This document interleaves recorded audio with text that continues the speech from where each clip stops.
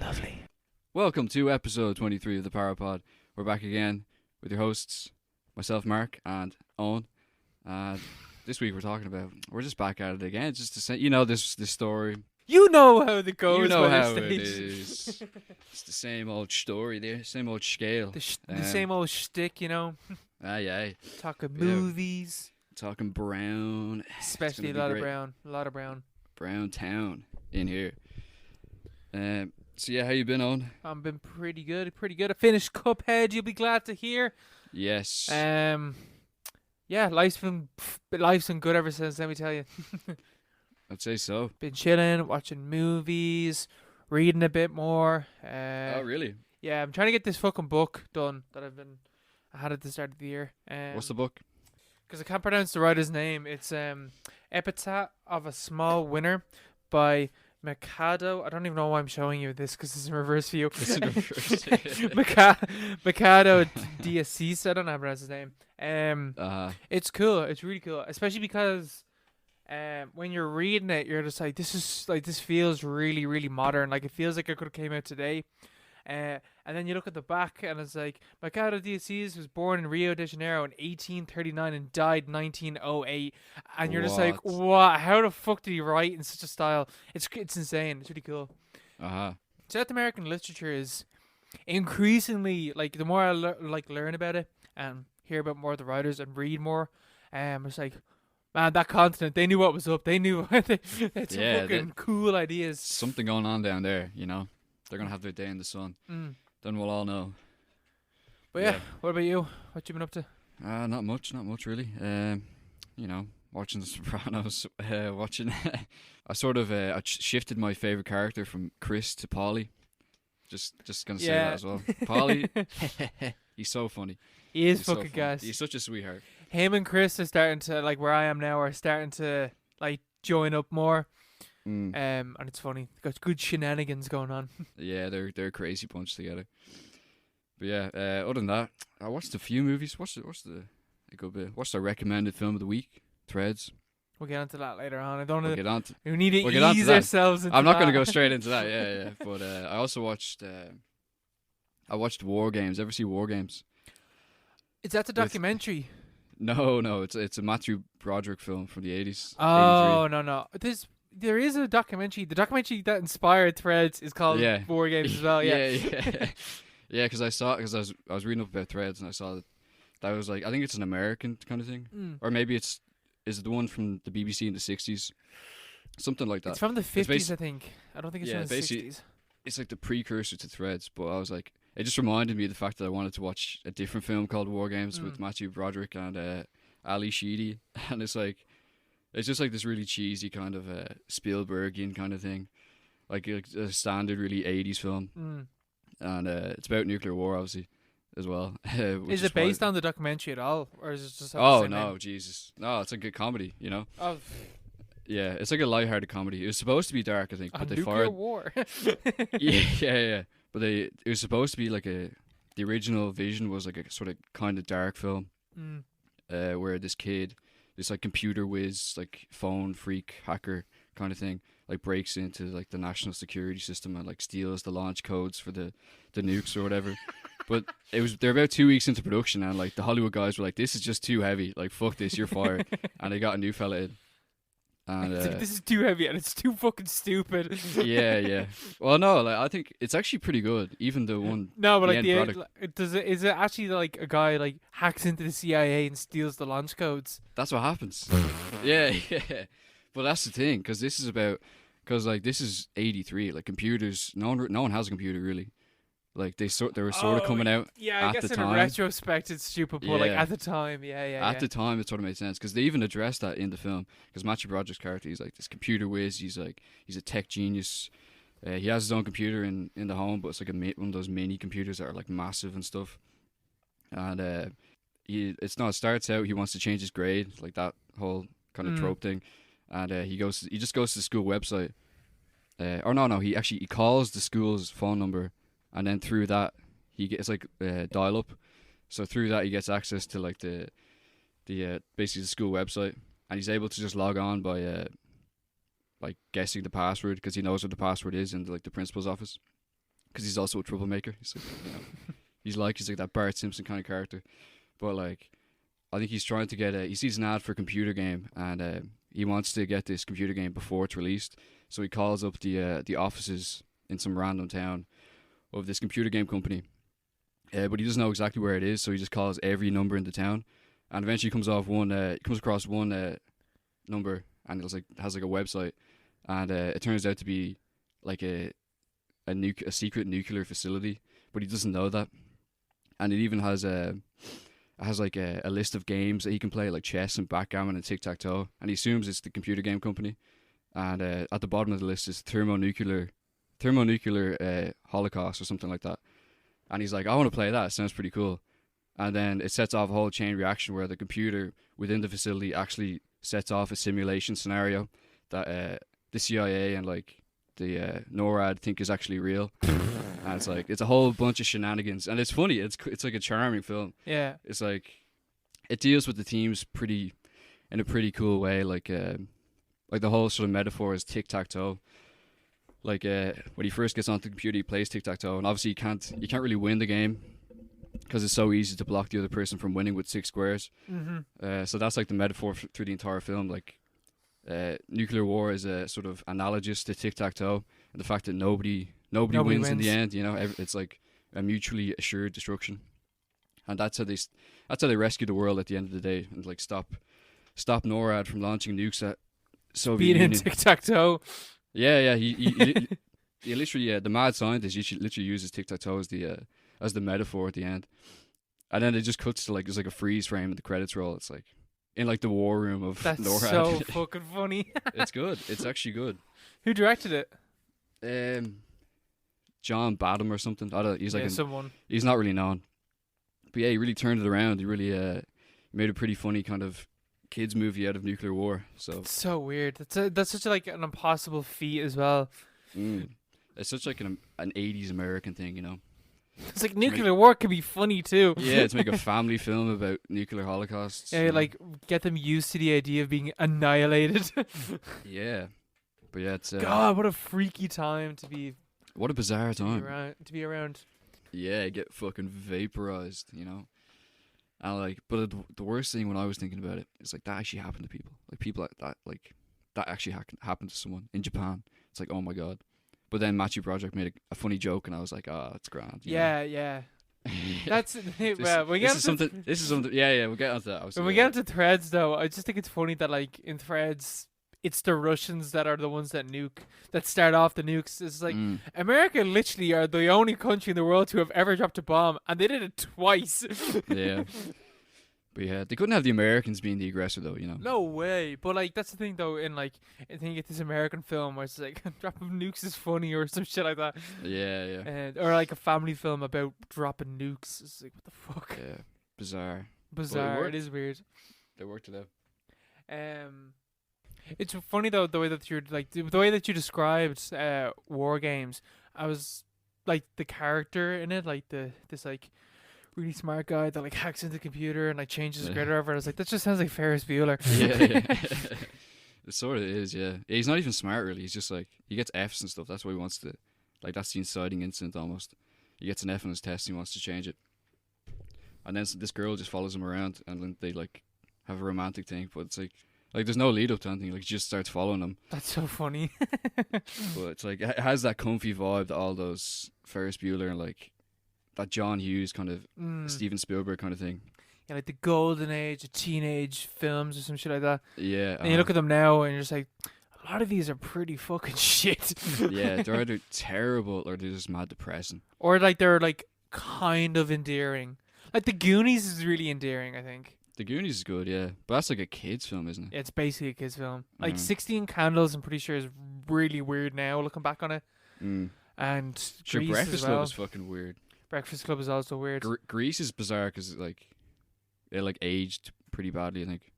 But like most of them, like Grease and Breakfast Club, they're like about like, oh, you can't really be weird. You yourself have to change to like conform to whatever the fuck else is going on. Because like the way that Sandy and Danny both like change for each other, like they like each other and they want to, they want to bone because they're both attractive. They want to bone. But like they have to change themselves to like be who they want to be, who the other person wants them to be. Yeah, exactly. But they're vibey. They're vibey. And, the music in Grease also fucks. Yeah. Doesn't Danny die in Grease too? Remember you telling me that? Yeah, I think he does, so yeah. Funny. He drives off a cliff on the motorbike.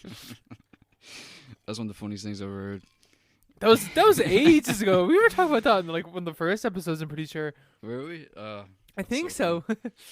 Yeah, we'll do a clip show. We'll do a throwback episode one of these days. Yeah, episode 23. I think we got to the stage where we could have a clip show. Yeah.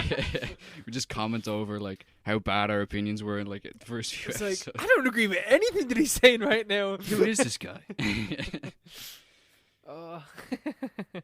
Yeah, that's the one thing as well that I always notice, like, editing the podcast. I'm just like, I mean, I agree with what I'm saying because I said this, like, a week ago, but I also already disagree with what I'm saying or, like, how I'm saying it or something. Yeah. It's worse when you realize that you've contradicted yourself in, like, consecutive episodes. It's, like, completely different viewpoints.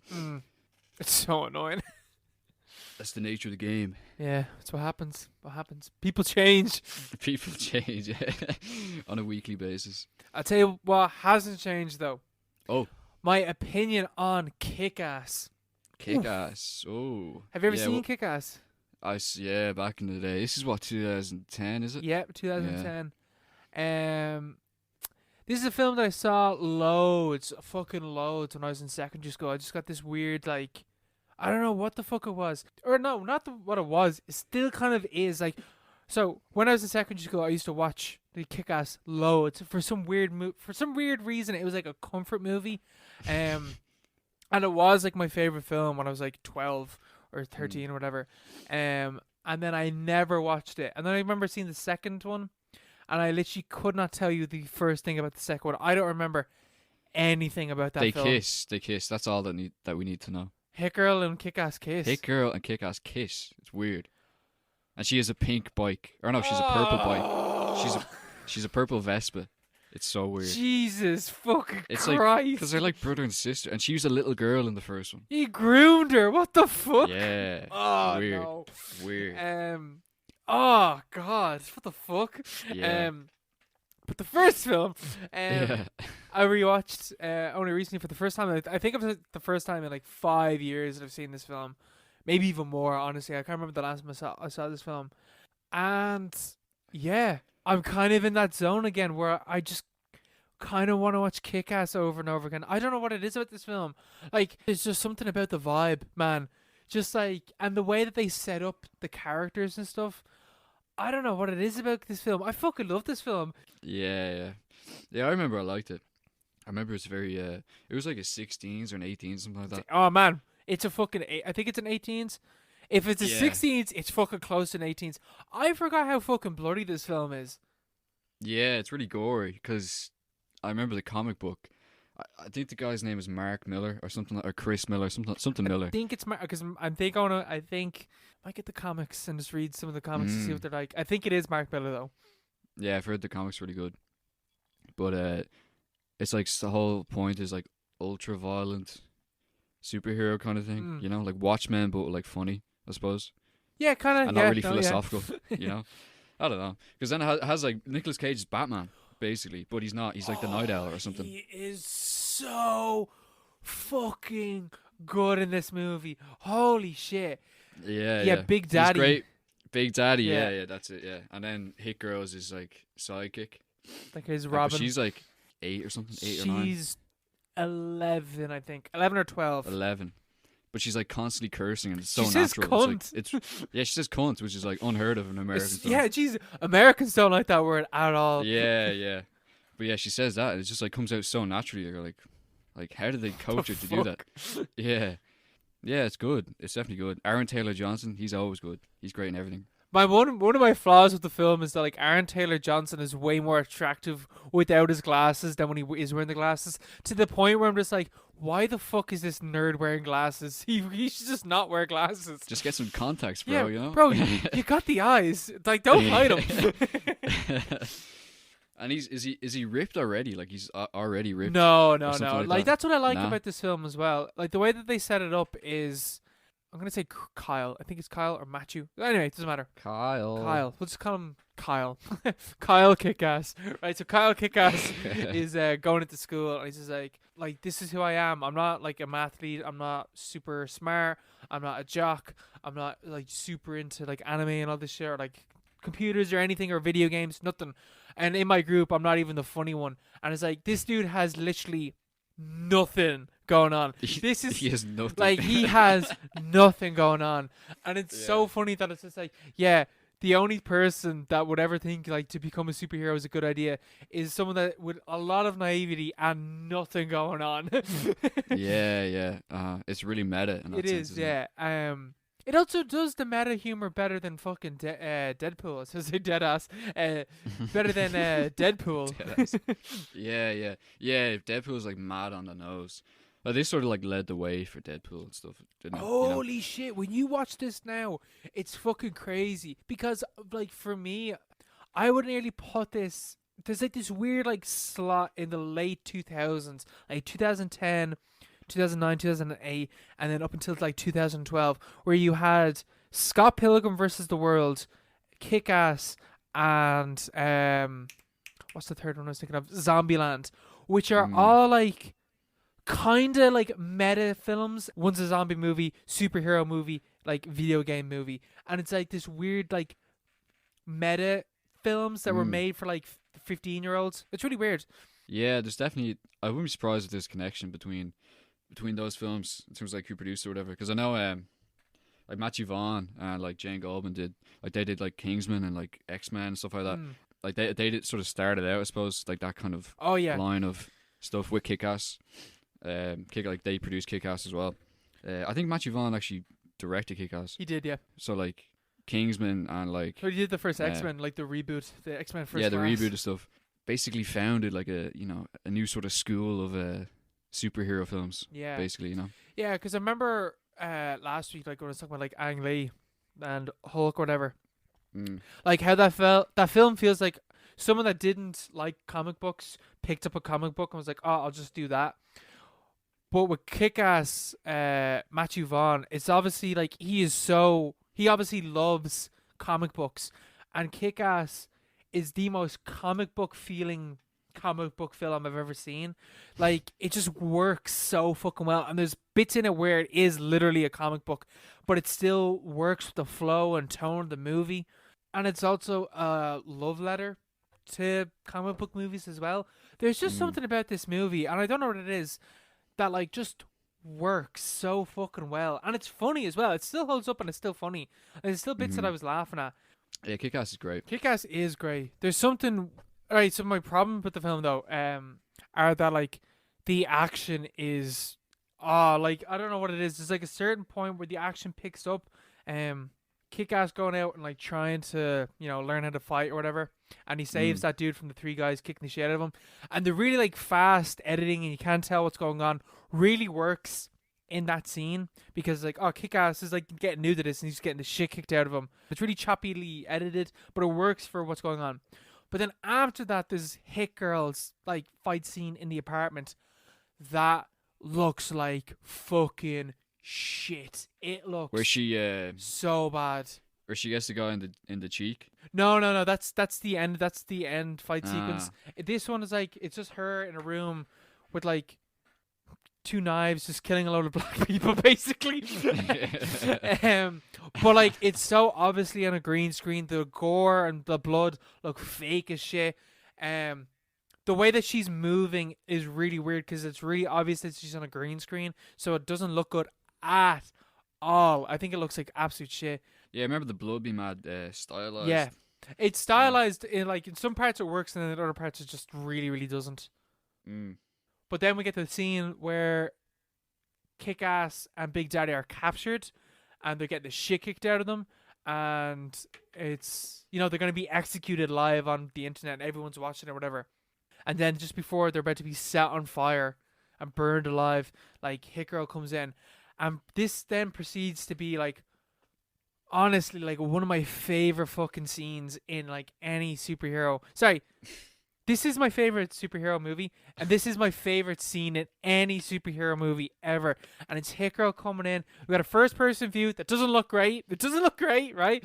But it's still cool, and it's building up with the music and from you know that music from Sunshine, directed by Danny Boyle. Yeah. You know the music from that film, like it's used loads in films. Yeah, pretty know it, yeah. But that's playing, and then Nick Cage, he's on fire, and he's shouting out to her like what she should do, and he's like, oh, it is so fucking good. Like that scene is really, really fucking good. It still holds up today. And then the rest of like the ending, that like everything that's going on, is just a load of fun. The music in this film is really fucking good as well. I forgot how good the music was. Yeah, I don't remember the music at all, but Big Daddy dies, isn't he? Big Daddy dies. Yeah, that's sad. That is sad. Burned alive. That's fucked up. Yeah, I haven't watched this in so long. Man, genuinely, I really recommend seeing this. Yeah. Like watching it again, because like it's a film that everyone's seen, but everyone hasn't seen it in a long time.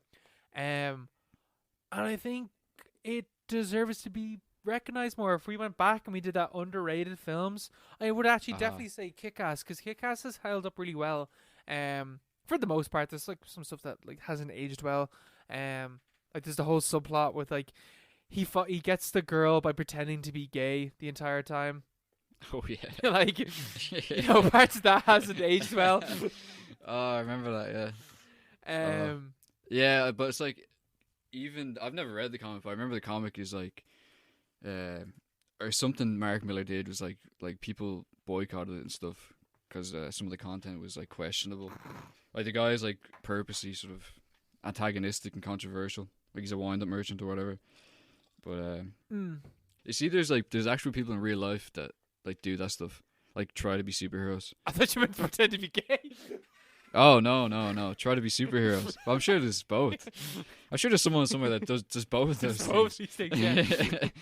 But yeah, it's like there's like people in America that like actually like dress up as superheroes and like fight crime. I don't know how they fight crime or what they do, but like I love how this is just like when he's sitting around, it's like, so why how come no one's ever tried to be a superhero? And his mate is just like, because you get the absolute shit kicked out of you. Yeah, that's basically what happened. And then he gets stabbed and hit by a car. Yeah, it's a bad idea, you know. Superheroes. God bless. They're doing a third one though. Oh, they shouldn't. They're doing a third one. A third one is in development as of June 2019. Maybe not after what's happened this year, but oh, I think because when I looked up Kick-Ass, I didn't realize that like Dave. Sorry, his name's Dave. Dave Lazuski. That's his name. Sorry. Because after, I don't know what happens with his story. I don't know what his story is, because Kick-Ass, the first film, is the first volume. And then the second film is aspects from the second and third volume like blended together. So I assume that the third film will probably be like, you know, the fourth volume. But it's still going, but it has like a different, like Kick-Ass is a girl now. I don't know who it is, but Kick-Ass is a girl now. Like it's currently going. Pretty hit girl. They say the third film is intended to be the last film of the original series before a reboot is produced. They're already planning a reboot. Bizarre. That's absolutely just bizarre. the result. But the cool thing as well about like Kick-Ass is that like, you know, having seen like Hulk, which is 2003, like before Marvel and all the Marvel films that come out, and then watching Kick-Ass like just before, I think it's 2011, 2010. So it's like just at the start of when Marvel starts to pick up. But like this is already a response to superhero movies and to comic book movies. So like you could do something like that, but like the problem is that like Deadpool already did that, and Deadpool is nowhere near as good as Kick-Ass. It's really weird. Yeah, it is. Yeah, it's they sort of already filled that gap, you know. It's like sort of meta superhero film. Deadpool has no heart whatsoever, because the entire thing is like none of this really matters because they are comic book characters. But Dave himself is a human, is a person, and the shit that's going on is like referencing like comic books, but it's not like these comic books are comic books within the fucking universe itself. Yeah. As opposed to being characters. Yeah. Like in Deadpool. Yeah, Deadpool. I like Deadpool, but I think it's way more. It doesn't pretend to be realistic, but like this one sort of is, which sort of is like better in a different way. So They could probably go for it if they really lean on the realism aspect of it, or like have any kind of like original take on superheroes. Because there's loads out there that isn't on film, so there's definitely a way they could do it. You know, and that would work within the context of the kick-ass mythos or whatever. Yeah, the kick-ass extended universe. Yeah. What's Jim Carrey's character in the second one called again? Captain Stars and Stripes. Captain Stars and Stripes. That's a bit of a mouthful. I think that's his name. I don't think you'll get a solo film with that name. No, he dies in it as well. So Oh. he dies in the second one. Daniel Kaluuya, you know that guy? Yeah. He's called Black Death in this. Jesus, and then there's a girl. fucking hell. There's a girl called Night Bitch, and then there's someone called Ass Kicker. And it's like There's Mother Russia as well. Like, they all have like ridiculous names. Mother Russia. I forgot. McLovin's name was the Motherfucker. The Motherfucker, like, yeah. You can't really do solo films with all those. Night Bitch, solo or Origin. Like, You know? Night Bitch Origins. Have you seen the new MF movie? Yeah. That'd be hilarious. Motherfucker 2. The fucking. But yeah, no, kick-ass kicks ass. It kicks ass. It's good. It's really, really good. Absolutely. And I don't know what it is with this film. It's just very endearing. There's something about the characters that is just, you just like them. The fact it's just like almost an independent film. Like obviously it's not cost like 30 million to make or something like that, but it's like all the actors are sort of like Aaron Taylor Johnson wasn't known. McLovin had only been in Superbad.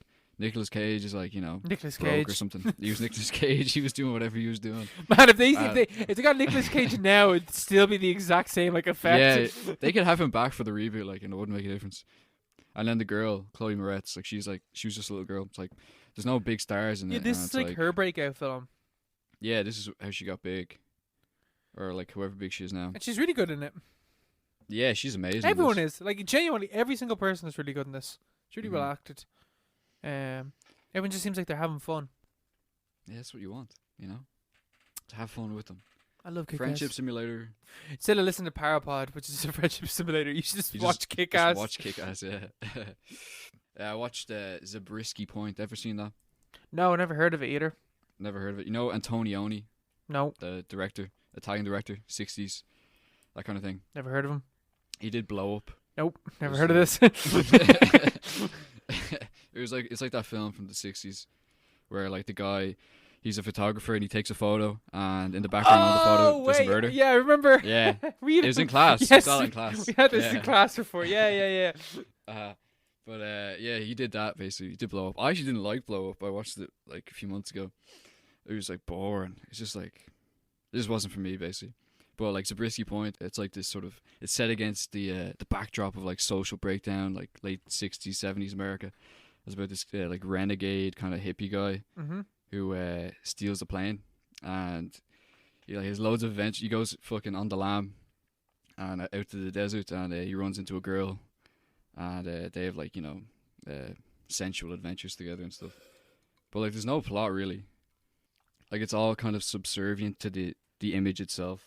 That's what fucking Blow Up is about as well, isn't it? Yeah. It's something about that, because the film, like Zabriskie Point, forgets what it's doing every like 20 minutes. Like it starts out with like your man in jail, and Harrison Ford is there for some reason in the background, and then it changes to him. He's like, he steals the plane, and then it's him just flying around for like 15 minutes, and then it's the girl talking to her boss, and then he meets the girl and like they have sex, and then suddenly there's hundreds of other people there, and they're all having sex, and they're all like covered in dust and stuff.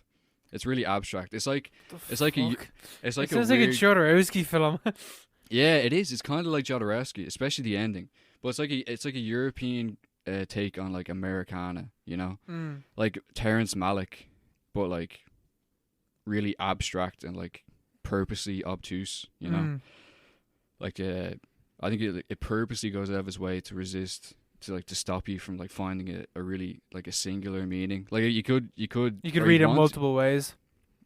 I don't know. You can't really read it at all, because like you'd want to read it like from the start as like, oh, it's like the anti-capitalist student movement versus the authorities, the cops and stuff, and the main character gets killed by cops at the end. But like, it's not about that at all, really. It's like most of the film is set in the desert, and like about the girl and the boy, and they They have like this really like poetic language and like these weird interchanges. I don't know. It's more of like a visual poem than anything else. This sounds fucking bizarre. It is. It's absolutely bizarre. And I don't know. Like the ending, it's scored by Pink Floyd as well. Pink Floyd did the soundtrack to this film. And at the end, they wait, what the fuck happens at the end? Yeah, basically the girl was on her way to a job, and she gets to the job, and it's like an office thing, and the end is just where the office blowing up. I can't remember why the office blows up actually, but basically the office blows up, and like all through the film, it's like all about color and like shape and form. It's like all about visuals and like the sort of the whole, like not particular scenes or sequences or themes or whatever. Mm-hmm. And like at the end, like everything, it sort of breaks down into like the extreme, like illogical conclusion of that, where like the building blows up, and you have like literally a full minute of, you know, that Family Guy thing where something blows up and you have like 10 different shots of it, like in the old action films. Yeah, they just have a minute of different shots of this building blown up. But is it done on purpose, or is it just? No, yeah, it's done on purpose, because then it sort of degrades, and like the soundtrack comes to the fore. And you're saying this came from the 60s? This is 71. That's 71. so weird, because I would imagine like if that came in the 80s, they're like, oh, that's like American action movies or whatever. But the fact that it's from the 70s is weird. Yeah, basically, it like the soundtrack comes to the fore. It's like all these like really harsh guitars and stuff, and it changes. Suddenly, it's not the building having blown up, or it's not like the debris from the building anymore. It's like props and stuff, and like clothes and like products. You know, so something about like advertisements are big in the film as well. So something about consumerism, I think, and even the actors themselves, like the acting it's some of the worst acting I've ever seen in a film. It's like completely wooden. They don't even know how to deliver their lines. Like, but it's like obviously done on purpose, considering who the director is and what's going on. Yeah. You give him the benefit of the doubt because he's like, you know, he did Blow Up, which is like, you know, critically acclaimed, darling. Critically acclaimed, yeah. This one isn't really. This one's actually a bomb on release, but like from what you're saying, it makes sense why. Yeah, like imagine walking to a cinema and you see this. But basically, even the actors were chosen just for their like visual appeal. Yeah, like they look like models, like they're like two very attractive people, but like they're, like I was saying, they had like poetic interchanges, and like the words they say are really pretty or whatever, but the way they say it's just like so weird, really like, flat and dull. Yeah, but it has it's like a strange character anyway.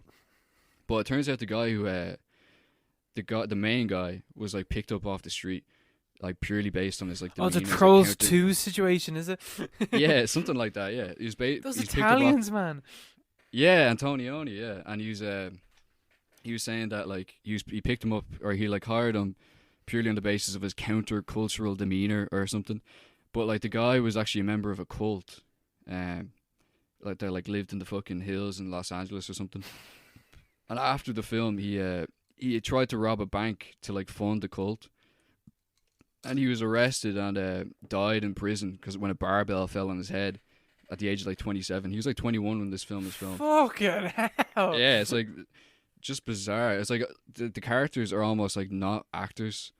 It's like just these fucking weird people they found on the street, and they're like, "Here, do you want to be in this art project?" Like it's barely even a film. It's more like an abstract kind of mood visual piece. Yeah, mood. It's like, yeah, we talk about vibes all the time in this podcast. This film is just vibes. It's just vibe city. That's bizarre. That sounds so fucking weird. Yeah. That sounds like if you gave it like a more positive spin, this is something I probably would watch. But from what you're saying, it doesn't sound like it really works, or it's just too abstract nearly. It doesn't work. No, I don't think it works. But like, it's like a beautiful mess, you know. All the desert imagery and stuff, and like even like the way they talk. But like, it's not very satisfying because you can't read it in any obvious way. Yeah, you know.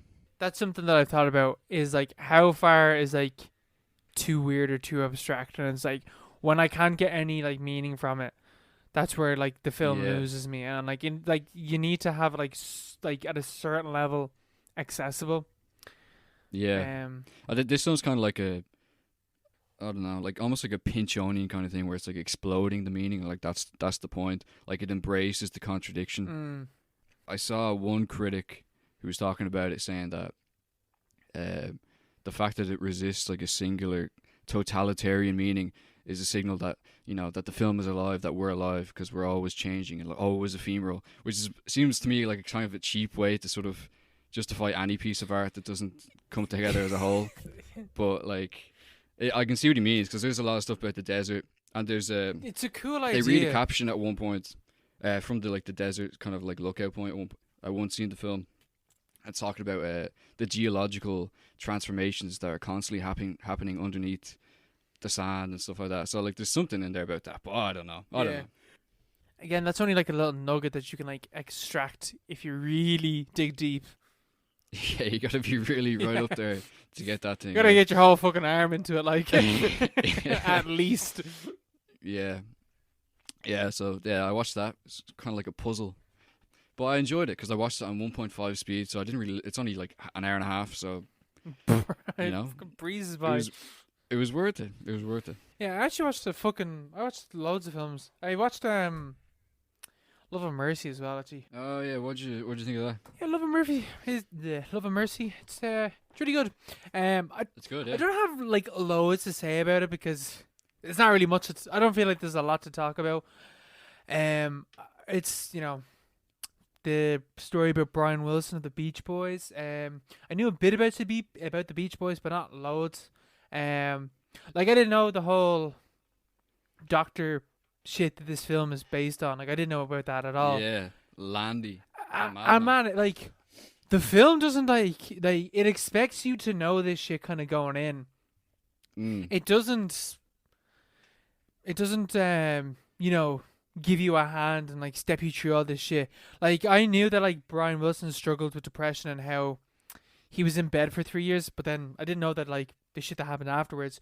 So I understood like the shots where he was in bed, because they're only in it a few times, that was like, you know, you are seeing the shit that went on before the 3 years where he didn't get out of bed. You're seeing the few years before that, and then you're seeing what happened after that. And there's a gap in between, but that gap is just filled because literally nothing happened. He just stayed in bed for 3 years.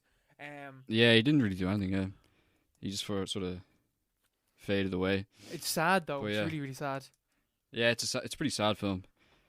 The score is really good though. The score's amazing. Paul Dano is very fucking unreal. He's such a good Brian Wilson.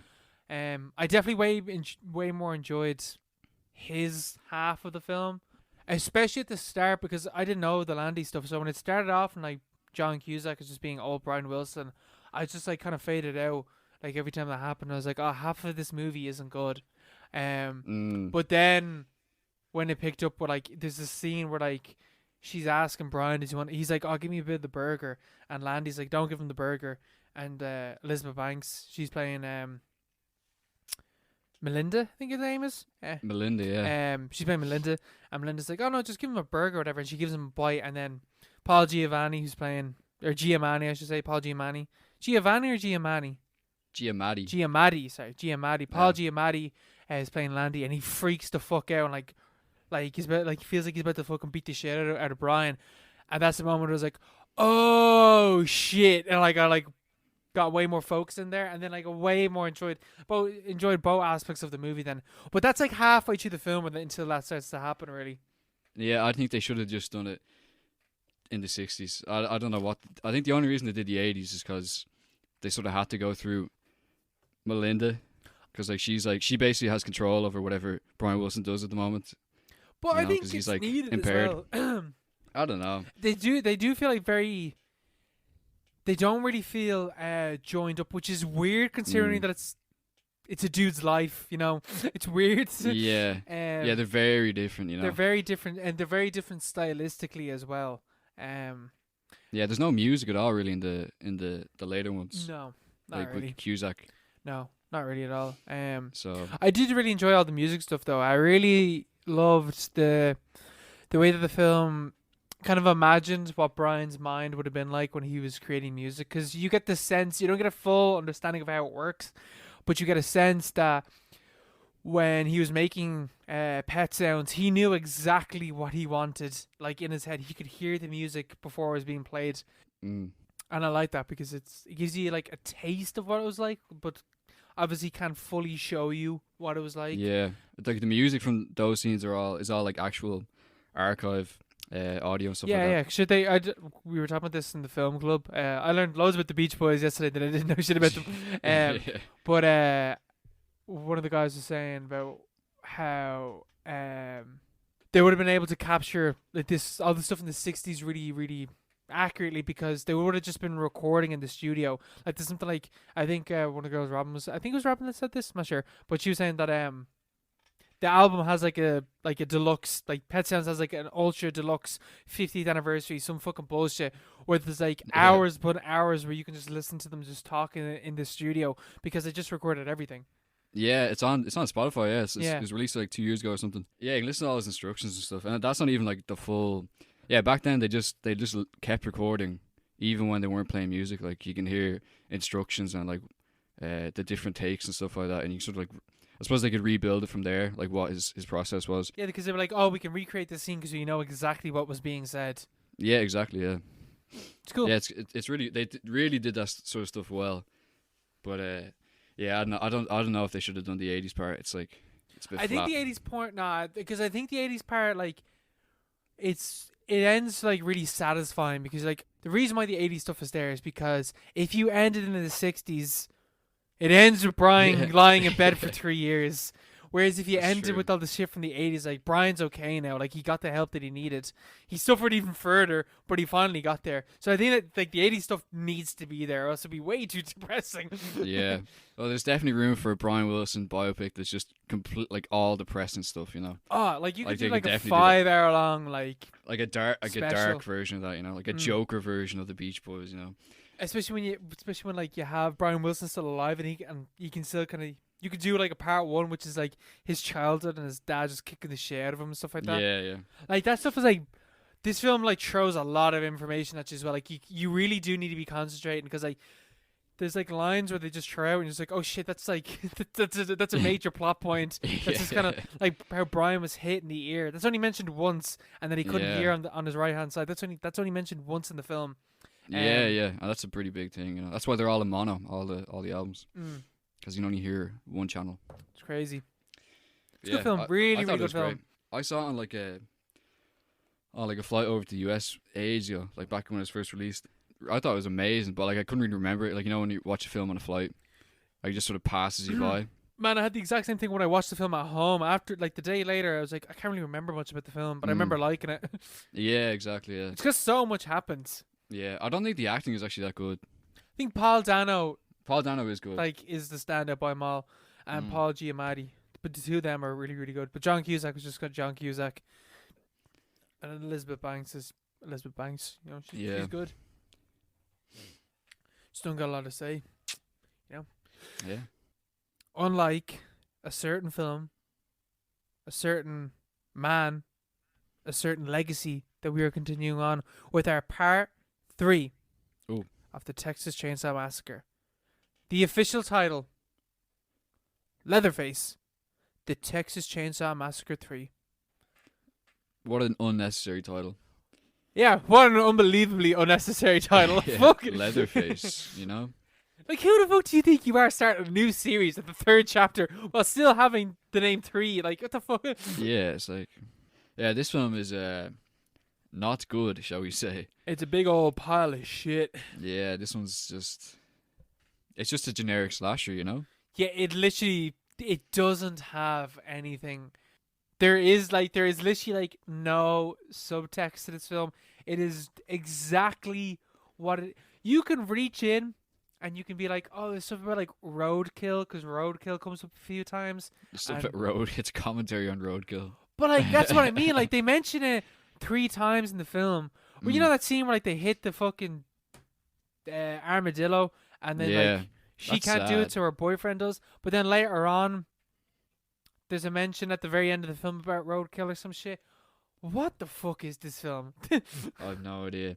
I hate the fact that like they're not selling meat anymore. Like they're not business owners. They just kill people for fun, which is the exact opposite of what they're doing. Literally for fun as well. Like it's they're torturing people, which is exactly what the dad was against in the first film. You know? Yeah.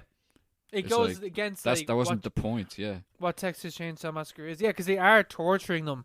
But in the first one and in the second one, it's just like, no, just get it fucking done, kill them, and then we can cook them, and we can Yeah. sell them, get them on the slab. Yeah, exactly. Yeah, they're just there for the meat. They're just there to sell it on. They're not there to, cause anyone pain. But in this one, it's all about the pain. It's all about like reveling in like the suffering of others. Like they even have like a little creek beside where they live that's just full of bodies. Or they don't even like cut up the bodies. They just throw them into a lake. Yeah, they don't even eat them. They're just throwing them Yeah. away, or they don't. Yeah. Yeah, they're like, this is. Yeah, I actually didn't even know that. I didn't even think about the fact that about that, how they are throwing away the body parts, whereas in the original film, they reused everything. Their furniture, their bowls, everything was made out of humans. Where in this one, he's just like, he kisses a severed head and he just fucks it into the water. It's like, what the fuck is this? Yeah, what a waste. Fucking hell, like. But fuck this movie. Honestly, I really hated this movie. it's nice and short though. To be fair, That's all it has going for it, but it feels long. But it still feels long. the best part of about the movie is how short it is. That's an indictment. It does start. Yeah, it does kind of feel long, but like when I first started it, and for the first like 15 minutes, I was like, this is pretty good. Yeah. Like it's just Except for the very start. the very start. What do you mean? The very start where you have this girl and another girl who are just. The girl gets killed, and then Leatherface is like making the mask. Oh yeah. And then the other girl sees him, or whatever. That's when I knew. I was like, oh, this film's like really emphasizing the like slasherness or like the horror of it. Because in the second one, it obviously focused on the black comedy on it, but this one is like, there's no comedy in this film. It's all horrible shit going on. And like the mask as well, like the making of the mask, which you saw in the second one, but it's not done as like this like dark comedy. It's just a fucked up scene where a dude is making a mask. Yeah, it's not nice. To be honest, I don't even remember that part because when she shows up again, when she shows up again like halfway in, I'm like, who the fuck is that? That's the thing as well. I had to look it up. She shows up and I was like, who are you? And then she dies. She dies like 10 minutes later. It's like, what was the point of this? Why did she die? Like, what was the point of bringing her back? I don't know. Because it starts out as basically like a generic slasher. And I was thinking off of it like as a rip off of the original one, like fucking straight out, like it's ripping things out of the original one entirely. Which I didn't mind. I don't care about that, because I didn't expect it to be as good as the original. I never expected that, but it's still like first 50 minutes. I was thinking this could shape up to be something, all right, acceptable. Like it can go places because I hadn't gotten to the family at that point. It starts off with like little bits that might lead somewhere. Yeah, exactly. Like which is the best part. The scene with the roadkill, you're just like, okay, what's that? How is that going to be reincorporated into like what's going on? It isn't. It's never brought up again. The idea like violence isn't an answer to violence, I think, is something that comes up where her boyfriend is talking to her and he says something like, "This is the problem. Like you don't think that violence can be met with violence," or something along those lines. Yeah. That never comes up again. Like this. Yeah, the whole film is violent. But like I think it really fell off the rails after the because the gas station scene is pretty creepy. When they first arrive at the gas station with and Viggo Mortensen, fucking Aragon emerges out of the thing, and he's like Captain Fantastic. Yeah, he's like the I don't know. There's no like analog for him in the other films. He's just like a member of the family. But you don't know that at first. And there's this creepy gas station attendant who's like the hitchhiker kind of character. And but he's way more sexual because he's perving on her. Yeah, he's a perv. Yeah, which is you have that psycho kind of scene against the original film. And I don't mind if a film goes against it, but I do get pissed off when it's like, oh yeah, well you know what, we'll just make him a creep. Whereas in the first one, they're like these completely like sexless beings. Like they don't give a shit that you're a girl or whatever. You're just something to fucking eat. Where in this one is like, oh no, we want to fuck you. It's like, fuck off. Yeah, that's where it goes off the rails because they didn't need to have him be a perv.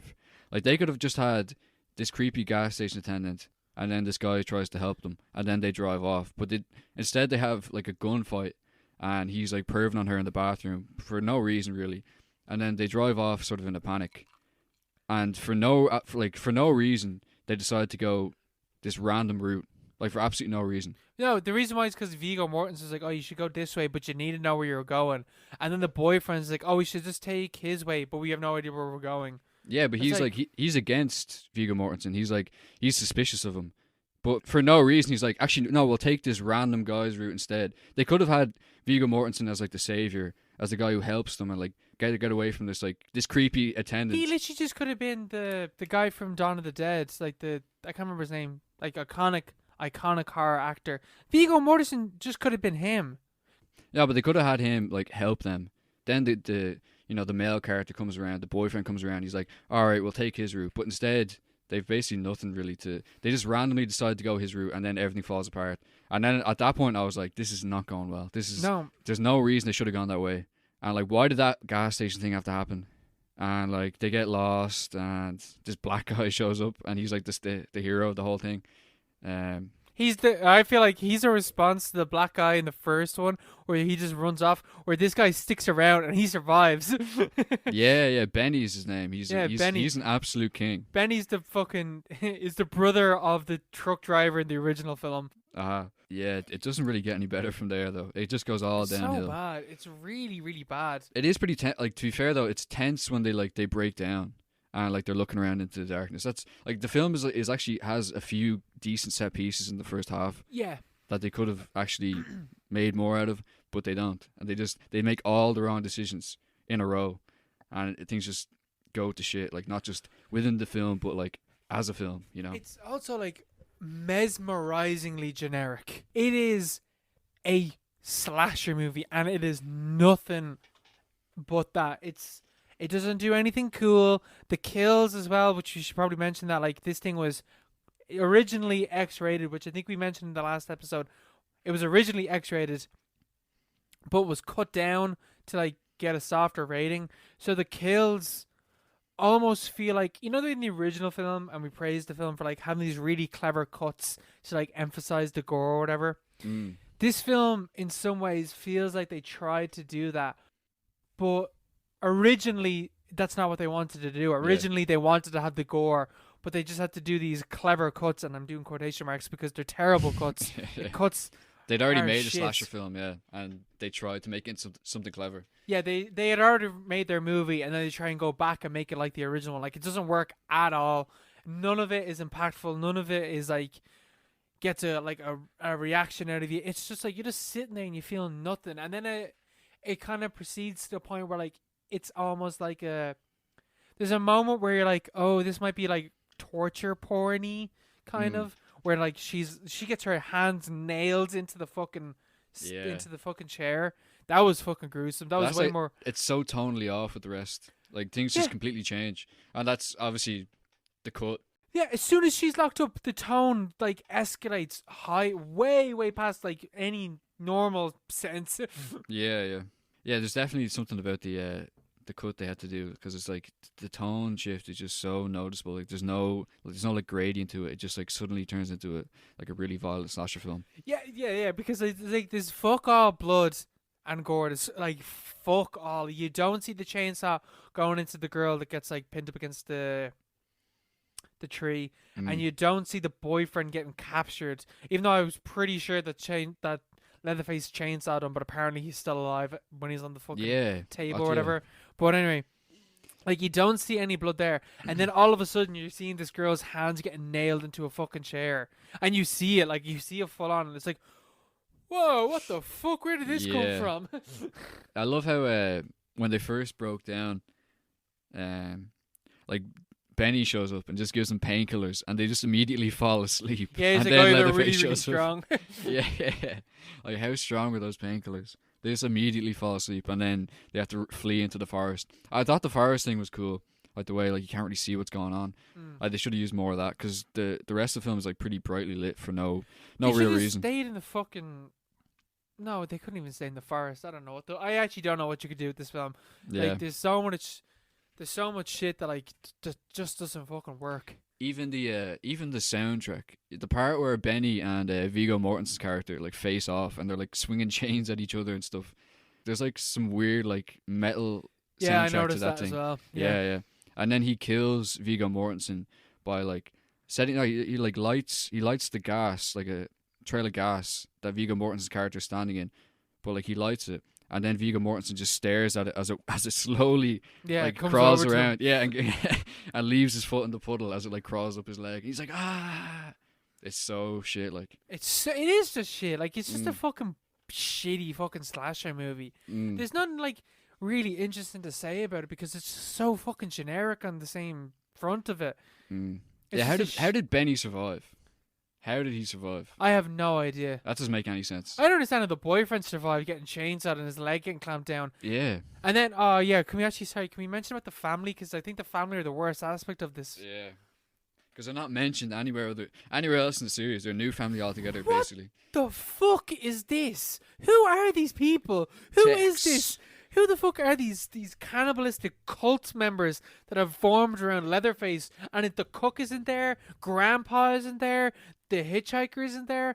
Who the fuck are these people? Yeah. They're just like, and Leatherface has to be at least, he's nearing his 50s in this, if we're going by the original timeline. But like he's still treated as like the son of the family. It's bizarre. Even though it feels like the family have like formed around him. Yeah. He still feels like the son because there's that scene where Leatherface is listening to music or something, and then one of the dudes, not Viggo Mortensen, the other man in the family, takes the tape and fucks it into the fire or whatever, and Leatherface grabs him, and everyone else is watching this and like, yeah, sure, whatever. Grabs him and forces him to pull out the tape recorder from the oven, and then he's about to like snap at Leatherface, but Viggo Mortensen's like, no, bro, don't, because it's not like don't it's do not it. worth it, bro. He's like, don't do it. He'll fucking kill you. Yeah. And it's like, but they're still taking care of him and bossing him around. Yeah. But he's like the leader. What is going? What the fuck is this? Yeah. What was the point of that scene? Because if he's the leader of the family, that makes sense. Like he's asserting his dominance on whoever the Hook character is, but like he's treated as like he's told what to do, and he's like a kid, and he's treated as a kid, and then he does that, and it's like, that's just Leatherface. Don't mind him, It's like the woman in the wheelchair feels like she's the leader, but who the fuck is she? Who the fuck is she? She's not Leatherface. She's not the mom. Yeah, it's just some random. So when does this take place? Like this one completely like.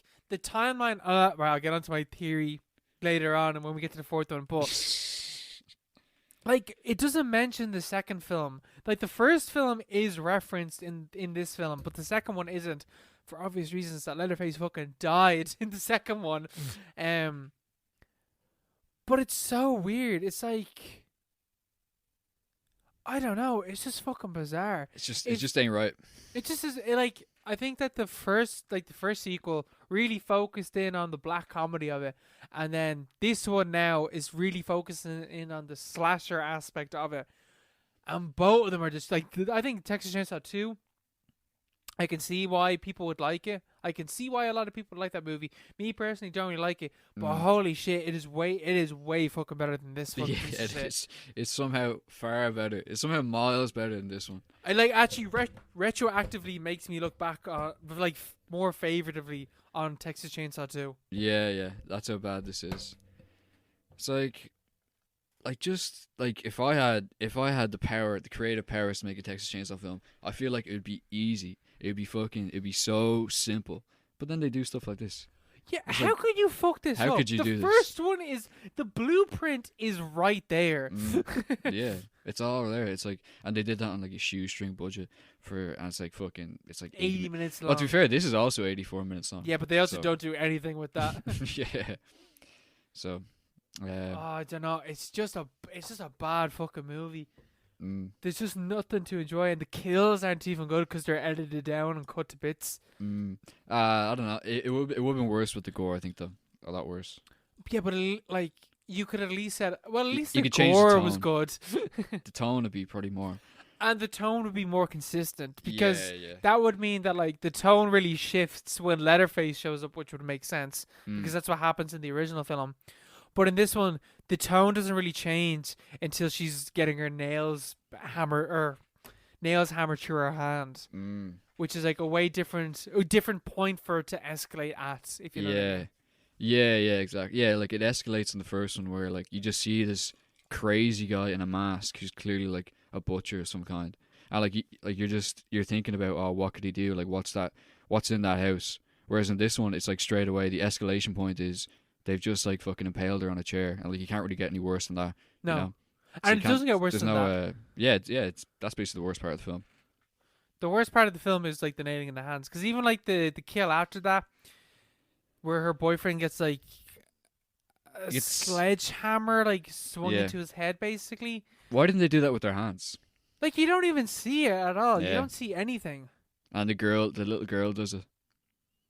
Oh, please let me do the kill. Oh, fuck Shut off. the fuck up. She's annoying as well. Like, all that shit as well. Yeah, she's rubbish. Get Hit Girl in this. Yeah, get Hit Girl. Yeah, no, it's just like the little girl is shit. The family are fucking shit. Viggo Mortensen is shit. Leatherface is pretty intimidating, but he's still pretty shit in the film, I think. Yeah, the ending shot is rubbish as well. Oh, is it? Oh, they get away. They get away at last, and just as they drive off, Leatherface, guy with a chainsaw, just shows up. He's like stares at them as they drive away. It's like, oh, what does that mean? Yeah. Texas Chainsaw 4. It means, yeah, literally, that's like, we're gonna make another one. Yeah, exactly. Which is like, I think it's really sad because Tobe Hooper obviously meant for the series to fucking end with the second one. But this film ends telling you will be another one. Yeah. I'm sure Toby was, I say he was in too much cash to fucking care. Yeah, exactly. He was crying into his hankies of fucking dollars and stuff, Poor guy. One of the things I noticed as well, though, is like the original one had like that bit of like black comedy, which kind of emphasized the horror aspect of it nearly, because it kind of gave like this like weird like carnival feeling to it, if you know what I mean. And especially in the second one, like even more so in the second one, that sense of like carnivalism is still there. But because the third film like completely rejects the comedy, it's just left with like the tropes of the genre that the original one set out, and it's just shit. Yeah, it's just stripped back to it's the skeleton, the desiccated skeleton of the franchise. It makes you realize as well that this is what the original Texas Chainsaw could have actually been as well. Yeah, but it didn't. It tried its best, or maybe it's just an accident. I don't know. It went all out anyway. And after Texas Chainsaw Massacre 2, I'm almost like, it probably was a fucking mistake. Yeah, man, imagine how many people made films and like just completely by accident it was a masterpiece, And then you're known as a king, a genius for the rest of your life, but it was actually completely a mistake. Man, I would say that happens way more times than it's meant to happen. Yeah. Like, you accidentally have like this film, or like someone makes a film and then 50 years later you go back and you're like, oh shit, they like predicted all this shit that was gonna happen. It's like they obviously didn't fucking mean that at all, but it's just like this weird thing we're creating, media and shit like that like some things just like flow through and edge its way through and like is timeless in a way because of it.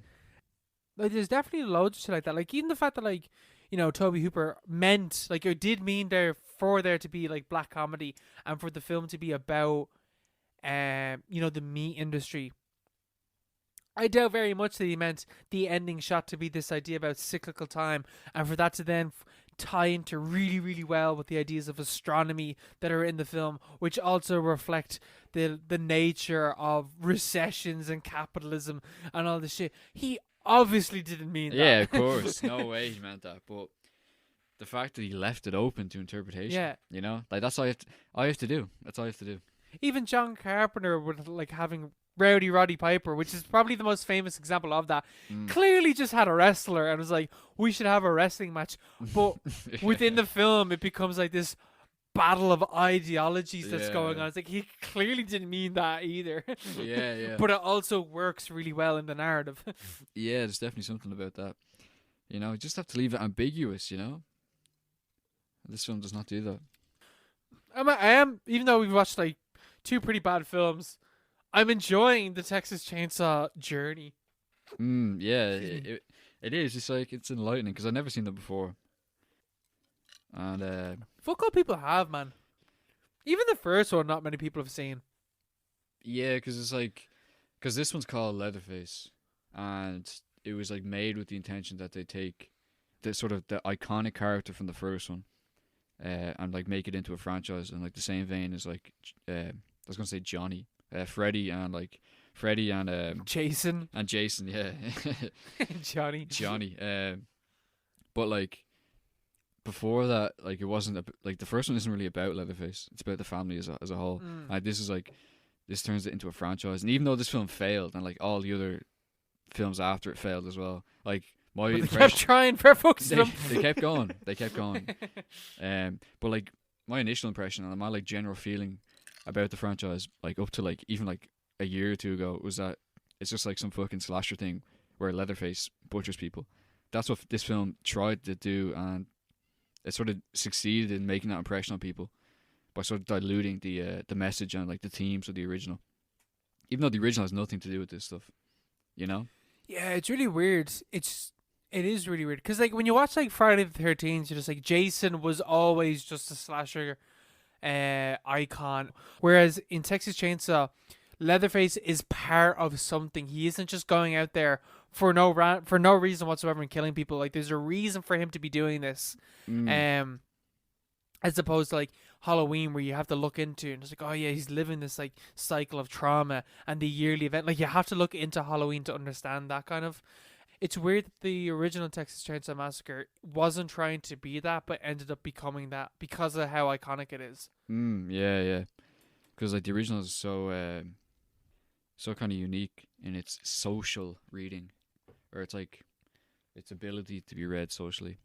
And it's almost like Tobe Hooper meant for that not to happen to Leatherface because he kills everyone in the second one. Because he's just like, oh no, I'm going to do a Gremlins 2. I'm going to make it stupid. I'm going to make it campy. I'm going to make it silly. It's not going to be scary. I'm going to take everything that you like about the original one. I'm going to change it. And then I'm going to kill all the characters. And it's like this attempt for it to like end. And then Leatherface Texas Chainsaw Massacre 3 just rises out of the fucking dead and just ignores the second one happened. Yeah, rises out of the fucking bag. See, his mistake was making a terrible sequel. He should have made a good sequel, and then people would have been like, "Oh, I can't follow that up." You know, Gremlins 2. The reason there's no Gremlins 3 is because they're like, people like Gremlins 2, and it finished off the franchise, so we can't really do a third one. But no one liked the second Texas Chainsaw. So, Toby, kind of your fault. I blame you. Yeah. Well, next week we'll be on to Texas Chainsaw Massacre: The Next Generation, starring Renee Zellweger and Matthew McConaughey. Oof. I have a good feeling about this one now.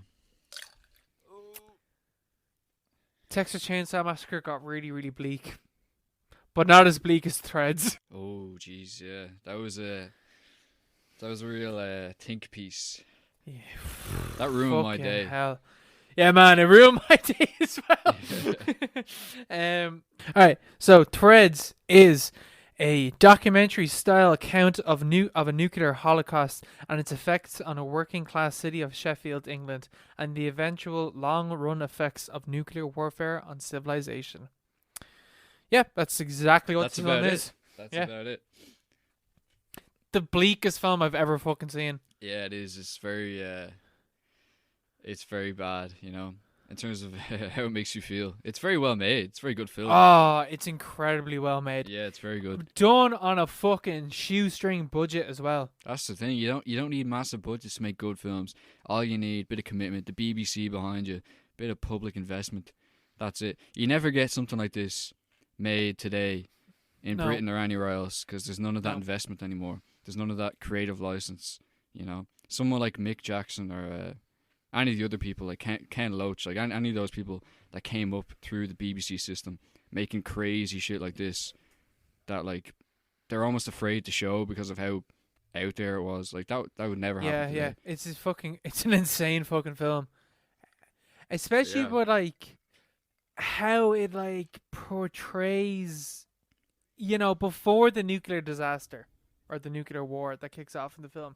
Before that, it is just like, it does feel like a Ken Loach film. It feels like a kitchen sink classic British drama. Like what's the film that we watched in college by Ken Loach, the black and white one?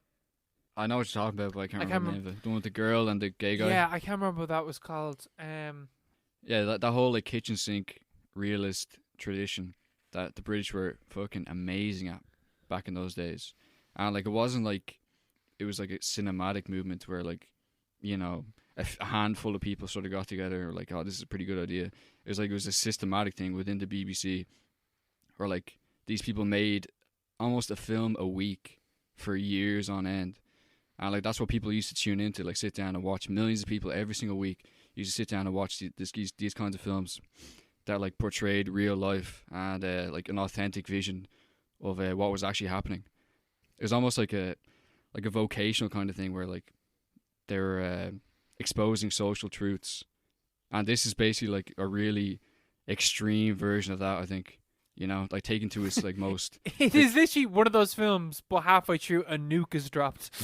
Yeah, but it's, even the nuke part is social realist in a way. It's like it's super just realistic, like catastrophic, you know, because it's something that could happen, and that like that was definitely then anyway, like a very legitimate and a legitimate fear, legitimate threat, and it's just portrayed realistically, and that's the whole thrust of it. That's why it's so impactful. It holds up super well as well.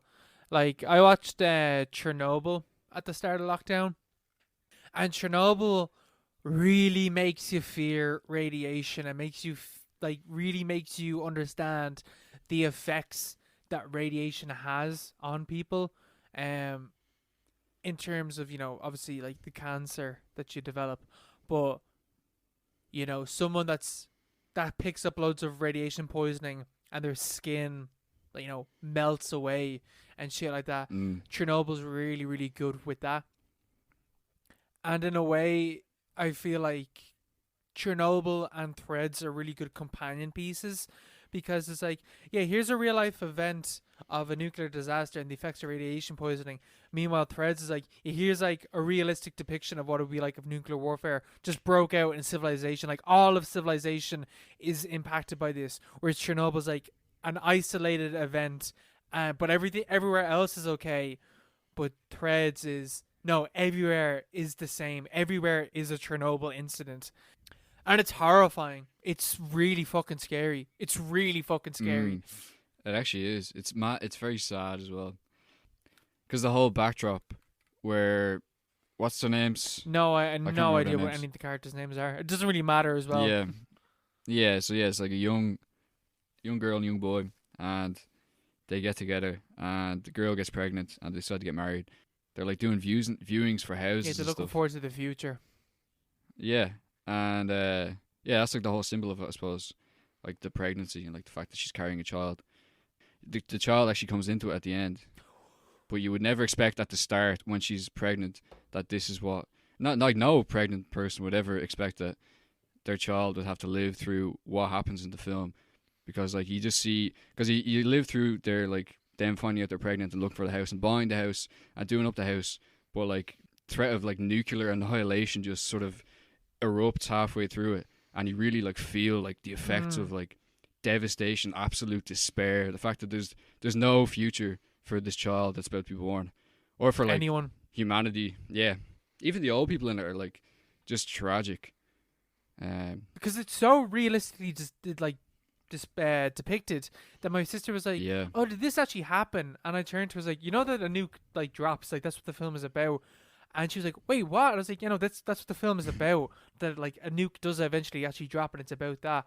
And my sister, you shouldn't have told her. I shouldn't have told her, but she was asking questions like, I never heard about this shit about Russia and America like escalating so hugely in the Middle East, because she'd heard about, obviously, you know, the Bay of Pigs invasion and, you know, all that shit. She knew about that stuff, but she was like, how the fuck did I never hear about this? This nuclear war that happened in the 80s. But that's just a credit to how realistic it is. Yeah. See, it's also based on the Able Archer thing that happened in the 83. Did you hear about that? The maybe. Thing where like, you know, the way that when Reagan came in, he introduced like the psyops, like they'd send they send fighters into Russian airspace and then they'd circle back at the last moment, basically just to psych the Russians out. And the Russians really fell for it, and they'd they'd gotten this intelligence from spies and stuff that there'd been conversations within the American upper echelons about nuking, like a first strike kind of scenario where they'd nuke a Russian city, and the Soviets completely believed it, and like you had the whole Star Wars program, like nukes from space and shit like that, and in 1983 there was like a 5-day exercise where all the NATO countries simulated a nuclear blast, like a nuclear war, and like they got the army, like all the NATO armies came out and like sort of played their part in this simulation, and the Russians assumed that it was like a fake out, like they were gonna simulate it but then actually carry through with it, and so the Russians like mobilized their forces as well, and for like it was like the closest they'd ever come to like an actual nuclear war since the Bay of Pigs, or since like the Cuban thing. Yeah, Cuban Missile Crisis, that's what it's called. yeah. So like it terrified the world, obviously, because like Reagan was just completely he was like a jihadist. He was fucking insane. Like he was like completely committed to like really leaning on the Russians until they gave in, and they did eventually. Like it worked. Like they gave in, but like what if they didn't? Yeah, like it came extremely close to a point where something really bad could have happened. I think that really, especially in Britain, because they're kind of like literally like physically caught between the two powers. Forces, yeah. Yeah. And even in Sheffield, like a major plot point in Threads is the fact that Sheffield has a NATO base, and that's why they're targeted. Aside from being like the third biggest city, I think, in the UK, like they would have been like like all those cities would have been absolutely annihilated. I don't know what the plan for Ireland was and that kind of thing, but like basically every major Western country would have been completely flattened, you know, annihilated. And this film like depicts like annihilation so abruptly and so scarily. Like that scene where like the blast, like the first blast happens, you're just kind of like, you feel like the characters were just like, oh shit. Like you're just like you feel the dread.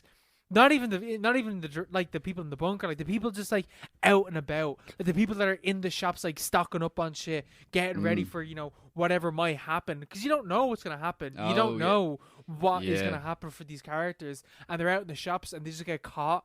And it's like, oh fuck! And the woman whose face is like at the window, and half of her face just gets fried because of how fucking hot and bright it is. Fuck me.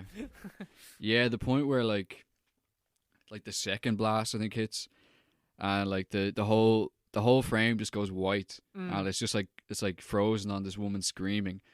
But like before that, you have a kid crying in a corner in like the aviary, and it's like it's really like really disturbing to watch, because it's so realistic, and like especially I think you're talking about the part in the supermarket when someone rushes in. It's like, oh, they just dropped a bomb, the bomb is about to hit or something like that, and everyone just fucking shits themselves. Your man's just like, oh no, if you don't like it, you can go. And there's like, oh shit, there's about to drop a bomb, and everyone's fucking legging it, like nicking all this shit. And your man's like, you didn't pay for it. It's like, oh fuck this, you got bigger fucking problems than not paying the fucking shop owner. Yeah. Well, that's the thing, because it's like science fiction, only in the sense that it hasn't happened yet here. You know, it's actually like that actually did happen before. Yeah. You know, that was the part that I was thinking about watching it. The fact that like in like Hiroshima or Nagasaki, like maybe they didn't know it was a nuke or whatever, but like something like that actually happened and people actually had to deal with that. Man, I think that shit would have been even more scary at Nagasaki and Hiroshima, because imagine like nothing like this has ever happened before, and then this mushroom cloud appears, and the people around you, like that are like not around you, but like the people closest to the blast aren't there, but their shadows are ingrained in the ground. Yeah, and if you even look at it, you lose your sight. You go blind instantly. It's like a divine intervention, basically. Like literally, it is literally like a divine intervention. Like the apocalypse, but like humans created it. Like that's the whole thing about, you know, the nuclear blast. I think it's like the Frankenstein's monster of the modern day. You know, humans created this literal apocalypse on Earth, which is literally anti-life. Like radiation kills all life. Like ever hear that like Robert Oppenheimer quote, like "I am become death, the destroyer of worlds." Like imagine being at that test where they did it in was it Nevada or something in 1945, and watching like what you've created drop, and like realizing what you've done is like realizing this is a turning point for humanity as a yeah, whole, not just like my country, but like the entire existence of anyone that is alive now yeah, and alive for anyone that's coming afterwards. That this is what I have created. This moment where war will never, ever, ever be the same. Like, because, how do I even explain it? The idea of the end of all wars has been created. Like, yeah. You now have the power to end any war. The only problem is, so does your enemy. Yeah, mad, mutually assured destruction. But that was actually a plot point in War Games. Yeah. At the first scene of War Games is two technicians arriving at like this like sort of undercover base, and they're given this like simulation, but they don't know it's simulation. They think it's an actual nuclear attack, and they're given the responsibility to turn the key and like to press the launch button. And there's two of them there, and the first guy turns the key and he's like launch. He authorizes it or whatever, and then the second guy is like sweating balls, and he's like he just can't, like his hand is shaking and he can't turn the key, and like he never launches, and that's the reason why they give the computer the power to launch the nukes instead, because humans can't actually be relied on to take such a literally like send the apocalypse to other humans. Like millions of people, or like hundreds of thousands of people in the case of the Japanese, and that's actually what happened as well with the Manhattan Project. Like when they were first doing it, the scientists, when they found out what was happening, there was like a rebellion almost, which Oppenheimer had to like nip in the bud, because the scientists were thinking like this is not good. Like this is literally too far. Yeah, and they had to stop that. They had to like compartmentalize it more, just to get people's cooperation, because it's like an instinctive human thing to be like, I don't know if I want to vaporize entire cities full of people. It's just unimaginable stuff. Yeah, and I think the most disturbing part of the movie isn't like when the bomb drops, but it's that moment afterwards with the girl. I can't remember her name. She's like, she walks out into Sheffield trying to find her, her fiance, and she is just walking across like corpses and people trying desperately to like pick up the fragments of their lives from whatever the fuck is around them. She comes, and like it comes up again in the film later on, where she sees a woman and the woman's holding her dead baby but rocking it back and forth. Like she's like, she has completely lost it entirely. Like her reality has literally snapped like a thread. And that's maybe that's the kind of thing about the film, because it has the spider web, how you get encaptured by the shit that's going around or whatever, but it just pulls you in as well. Because I like the way that the film is like a a social realistic film, and it's a kitchen sink film, whatever, and that all the nuclear war shit is in the background, but it slowly starts to take the foreground. Like it slowly becomes to be way more prominent. Like it's like vaguely mentioned on the radio, and then everyone is sitting down watching and like trying to figure out what the fuck is going on, and people are trying to like organize their lives around the potentiality of nuclear war. That's how it actually happened, But you can't prepare for it. Like you can't, that is exactly what happened. The telltale signs would be there, but you wouldn't be aware of it. Yeah, you'd be like, nah, it won't happen. Because I'm pretty sure there is a bit where just like they're in the pub or whatever talking, and then your man, we'll just call him Jack, because Jack is the most like generic fucking name ever. Jack's in the pub and he's like about to, he's gonna marry his girl Sally for Texas Chainsaw Massacre. Ruth. Sally. Ruth, is that her name? That's actually her name.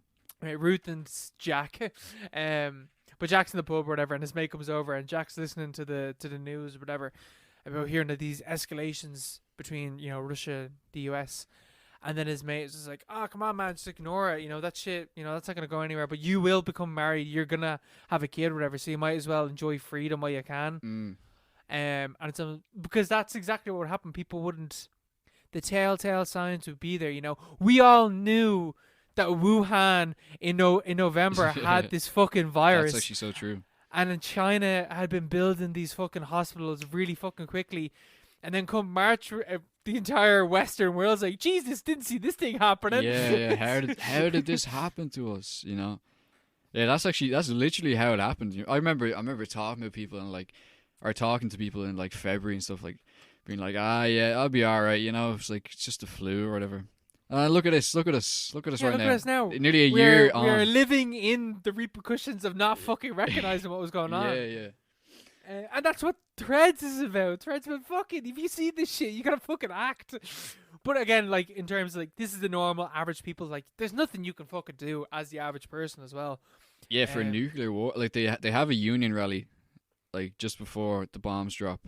And there's just people in the crowd going, oh, you're with the fucking Soviets and all, you know. You're with the Russians. Yeah, with the Russians, mate. It's like, no, I just don't want to, you know, I don't want to see the end of all civilization.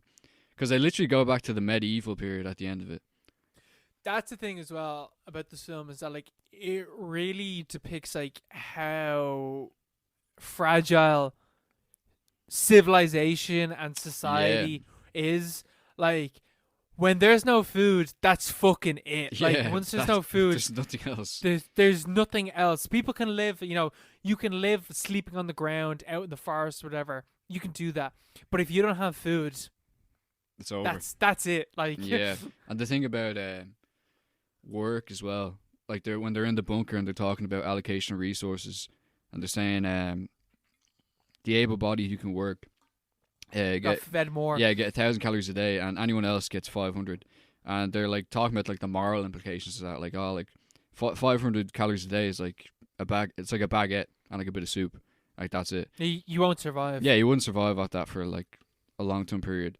But they're like, if you can't work after a nuke has been dropped on your city, you're basically like useless, like on a social level. You have become a useless class of people. Yeah, you're completely expendable, and that's what happens in the film. Like, they just get it says something about the British population drops to 11 million people, so like 50 million people die, which is like, you know, probably realistic in terms of like urban centers, and the fact that, like, I suppose if you're like over 50 and like below 20, like, you're going to be let die anyway, even if you survive. So it's like, damn, that's like, it's pretty bleak. It is fucking bleak. Yeah. It's extremely because it really lures you in, and like that, what I really appreciate about the film is how like it proper lures you in with that like original conceit of like total realism, and he's like the male character's just like Jack the lad, like random guy, and the girl is just a normal girl, and then all this happens, but like everything is completely believable, and it all makes perfect sense, you know, because it is based on like real models of what would happen in a nuclear war scenario. Just like when I was looking up things about this film, one of the things was that, like, it was touted as, like, when Threads was shown on TV, it was quoted as like the night the country didn't sleep. Yeah. And you can understand why. Even now, you come back and you watch this, you're like, this is fucking scary. But imagine watching this in a time where this is like a potential, like, this is a known danger that could happen. Realistically, could easily happen over something as simple as troops not moving out of a fucking area when the other troops say move. Yeah, very true. It's scary. Yeah, nowadays it's not really there, you know. But at the same time, it's like China, all the boys these days. Like, someone's coming up anyway. Someone to replace the old Ruskies. The old evil. And eventually, like, that threat will return. But like, it's almost more dangerous now because it's like, it sort of subsided the whole, because it was such a cultural kind of like, I don't know, it was like part of the zeitgeist of that era to be like afraid of nuclear bombs, because it was only invented in 1945, and this is made in 1984, isn't it? It's weird though, isn't it, that's because you don't really see it that much in the 60s and 70s, really. It's only in the 80s that you really see, oh shit, like, nuclear war can happen at any moment. Yeah, that's because Reagan and stuff, you know. Yeah, Reagan just escalating it. Yeah, whereas in like the 50s and 60s, you had 50s just after it's been invented. 60s, you have Cuban Missile Crisis. 70s, not much is happening in terms of nuclear war or whatever. And then 80s is like, this fucking cowboy is president of the United States. What are we gonna do if something goes wrong? I think that's like the logic behind it. Yeah, and it does make sense as well, because like when you look at like film history or whatever, and you look at the 50s and the 60s, like Japan is the one that is looking at this is what nuclear war is like. You have like the Godzilla films, which are all just, you know, an allegory for nuclear annihilation. This like force, this outside force that you just can't stop, and it's gonna destroy entire cities and stuff like that. Yeah. And then in the 70s, it's in the 60s as well. It's more about the Red Scare and the fear of communism. But then in the 80s, this is just like, oh no shit, ideas aren't fucking scary. The fucking nukes are scary. Yeah, nuclear bombs are scary. Yeah, you know, like when you get, what was it now, 60, 80 years or something nearly now since it's been invented. You know, like the hype's kind of wearing off. Like people aren't really worried about that stuff. The hype is gone. Yeah, when it first dropped, it was like, it was major, it was hot. But nowadays, it's not really as big as it was. But like, you imagine like, I don't know, some hypothetical 2040, I don't know, World War III scenario. China have nukes, America have nukes. But we've all sort of forgotten about, no one has experienced a nuclear blast in their lifetime at this stage. You know? I don't even think if Threads was to come out now as well, people wouldn't really give a shit. They wouldn't really care. Chernobyl was, I haven't seen it, but people were like, it was scary, but it wasn't a cultural, people won't talk about Chernobyl 40 years from now, you know, I don't think. Compared to Threads stuck with people, like really, it stuck fast when people watched it. And like, you know, as you're saying, it's like the night that Britain didn't sleep. I don't think Chernobyl had that effect. But, you know, say like 20 years from now, and suddenly people are like, you know, swinging their dicks around, I'm going to nuke you. Like, suddenly that doesn't have as much of an effect. It's like, oh, let's just nuke each other and then see what happens. Especially like in terms of like politicians as well. No one is saying we'll nuke you. Like, that's not a thing anymore. Whereas like especially with Reagan and stuff, like Reagan basically saying, we'll fucking do it. We'll nuke the shit out of you. Don't give a fuck. Like actually saying he would. Yeah, Reagan literally said to the UN that he would return Marxism to the ash heap of history. It's like, how else are you supposed to like interpret that? Like, no wonder the Soviets were afraid, you know? Imagine if Donald Trump said that. Like, imagine if that happened. Like, you would, like, you know, Donald Trump threatens nuclear war. Yeah. That would be that'd be everywhere. Mm-hmm. But that actually happened with Reagan. The guy was insane. Absolutely people insane. Look back and are like, yeah, Reagan was a great fucking president. It's like, no, he fucking wasn't. He was a bad dude. But yeah, like, he got everyone scared. But like the way like nukes are sort of like a taboo, you know, like that was the limit.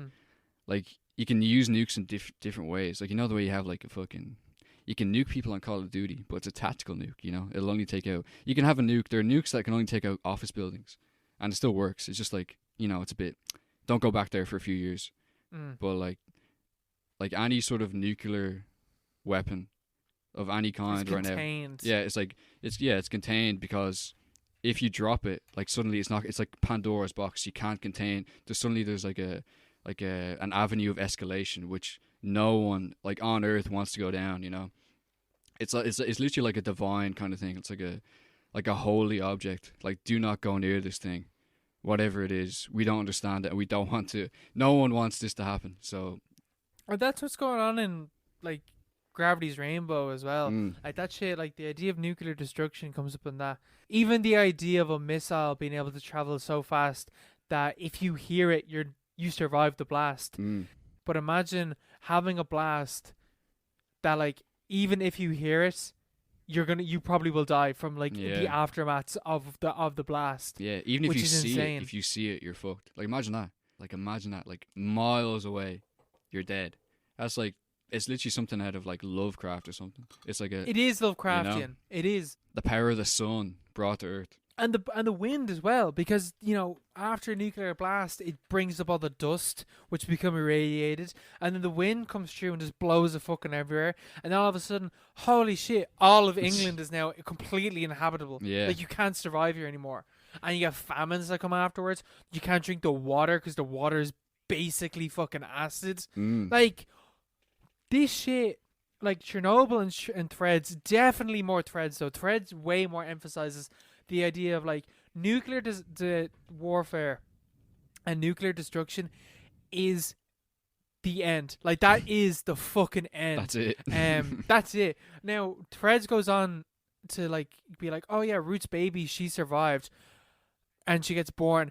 At that point, I think it takes a huge fucking dip because for some reason she's not able to talk properly. I understand like there's the idea of like. You mean the way they're talking at the end? I assumed because they didn't have schools, but I was also like, people talked before there were schools. You didn't go to school to learn how to speak. You learned it from people around you. So I don't understand why these people are talking like broken English when they've grown up with like people that spoke proper English their entire lives. That didn't make sense to me. I don't understand what that's about. It's just the way like it's obviously like I don't think that would happen for a few generations, but like it's like I don't know, an exaggerated version of what would happen. Yeah, it is. Like you know the way like before we had states, like nation states and stuff. Like say in France in like 1700s, you had all these different languages, and then they had that war, and they like solidified it into one state, and then everyone spoke the same language. Like before, like you'd have like local, like you know, like everyone has an accent and stuff, say things in different ways.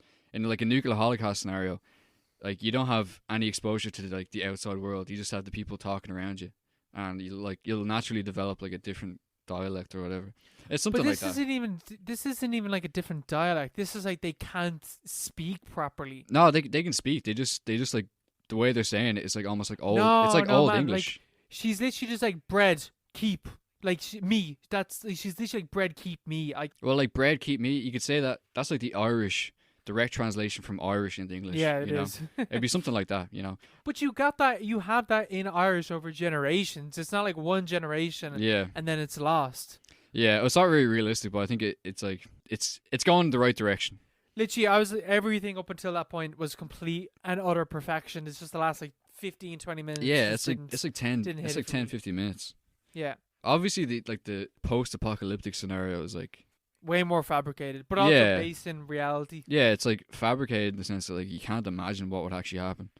Like I'm not even sure like as it is right now, would that actually happen in 2020? You know, like complete like go back to medieval times. I don't actually believe that. I don't think that would actually happen, but something like that would happen, and it wouldn't be good anyway. You know. I don't know, man. If you can't fucking eat food. Well, if you've no food. That's the thing, though. It's like if there's no food. Like, what else do you have? Like, how else are you going to... Like, you need food to survive. Nah, I feel like they have bunkers everywhere. I'd say there's bunkers in Ireland even. You know? Yeah, but what if you can't get to... Like, there's bunkers in Ireland or whatever, but if the land is irradiated and shit like that and you can't get to the bunkers stocked with food... I'm sure, like, yeah, there is, like, individuals might be able to do it, but on a societal level, you won't be able to disperse that food. Because that individual person is like, I have all the food, you're going to make me king, and I'm going to disperse the food... and shit like that. Like you get like warlords and shit like that. Yeah. Sorry, my headphones fucking nearly knocked out. I get warlords, but like, you know, Africa and all that stuff, they have warlords today and it works out, you know, it's not like threads, you know. It's bad, but it's not like it's not like threads. It's not like threads, you know. Yeah, no threads. You know, they have famines today. It's like it's not like threads though, you know. Even in fucking like Mad Max.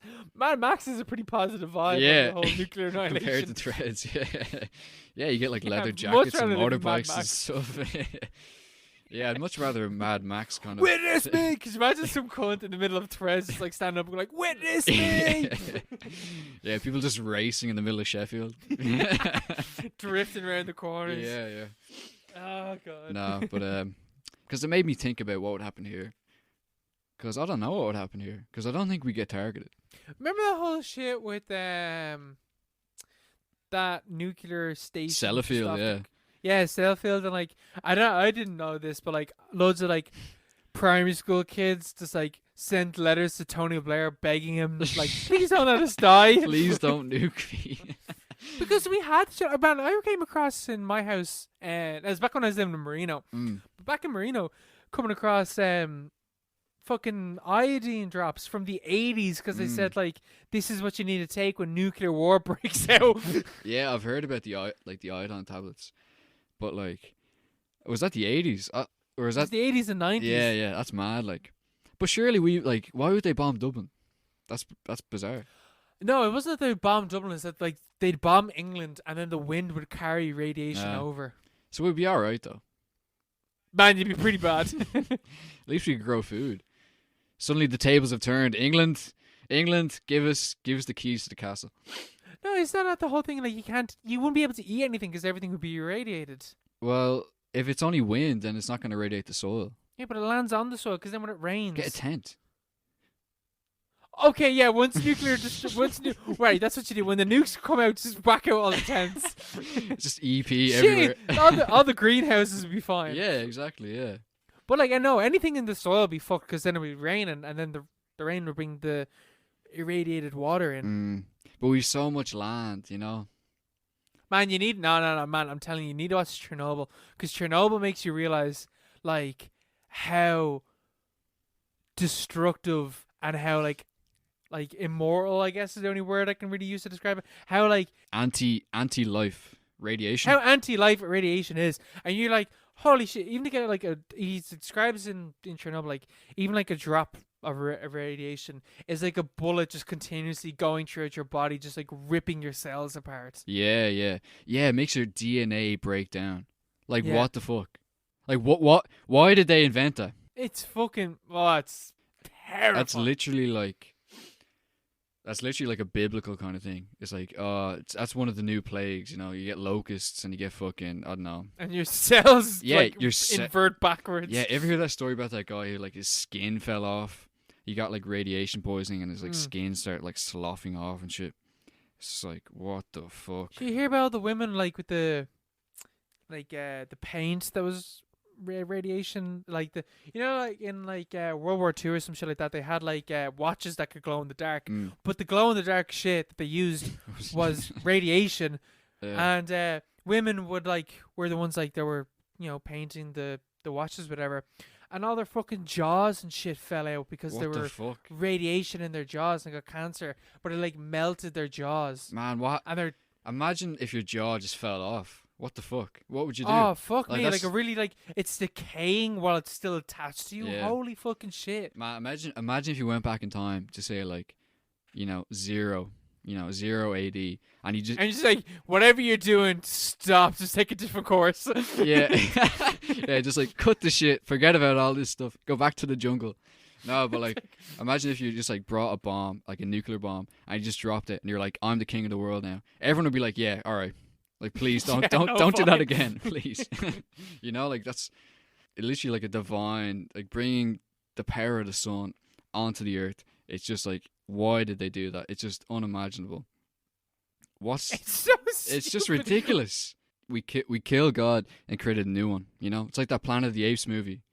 Beneath the Planet of the Apes, where they worship nuclear weapons. It's literally a cosmic kind of thing. It's so fucking. It is cosmic. Yeah, it's crafty and that's fucking cosmic. How existential it is. It's insane. Yeah. It's a great fucking film. It is a great film. It's one of the most disturbing, bleakest films I've ever seen, but it is a great film. Definitely worth a watch. If you're in a really depressive episode, and you just when you get in a mood where you want to watch something that makes your mood worse. Yeah, this is it. It also, I feel like it would also make you feel better because you're like, well, thank fuck I'm not them. Yeah.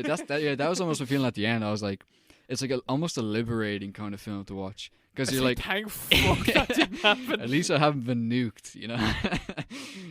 Things could always be worse. Yeah, there's no living with nuclear disaster program living with COVID. Yeah, fucking hell. Yeah, it's insane. Do you want to go on to listener questions? Absolutely. If you want to ask us a question, do whatever. If you want to send us abuse, get on to us at @paro_pod on Instagram or Twitter, or you can get to us by email at theparopod@gmail.com. There you go. Look at that. That's theparopod@gmail.com. Absolutely. Yeah. Will we do the question to the listeners first, or we'll do the question first? I think Connor's question. We'll do Connor's question. Yeah, cool. All right. Connor asks, if you were to direct a film, how would you make it as profitable as possible? Well, firstly, I would make a Marvel film. Yes. I think the way that you make a film as profitable as possible is that you tie it to some existing franchise. Yeah, I'd definitely get some kind of superhero thing going on. Superheroes and as cheap as possible. Yeah, cheap. Yeah, profitability actually. Yeah, what does that mean? Does that mean a low budget film that makes loads of money? Like, isn't Blair Witch one of the most profitable films of all time, even though it only made... Paranormal Activity. So I guess a horror film as well. Yeah. Horror movies might be a good way because they can be done super cheap. So a found footage horror film, which is shot on an actual camcorder with amateur actors, but it also has a superhero. No. The superhero is what you're trying to escape. What? Right. So the plot is, right? The plot being you're like the cronies of like the Joker or whatever. Or so like the characters that you follow It's found are the footage. cronies to the Joker, and they're recording like, oh yeah, first day on the job with the boss, the Joker, or whatever.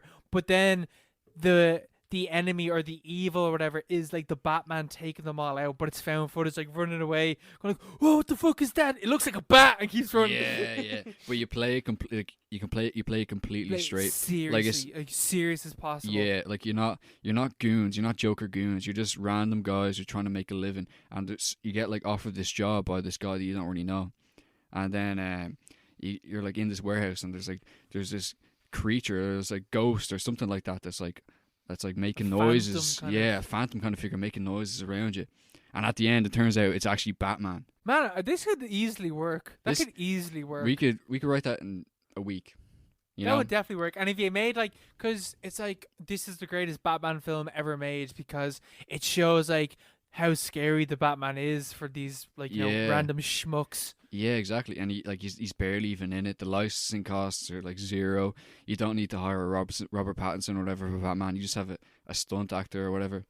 Yeah, and then it's just a dude in a fucking Batman costume. But you only like you don't even see it properly. You just see a guy in a cape. Yeah. And you're just led to believe or whatever. Yeah, it's like the Blair Witch, but the Blair Witch is Batman.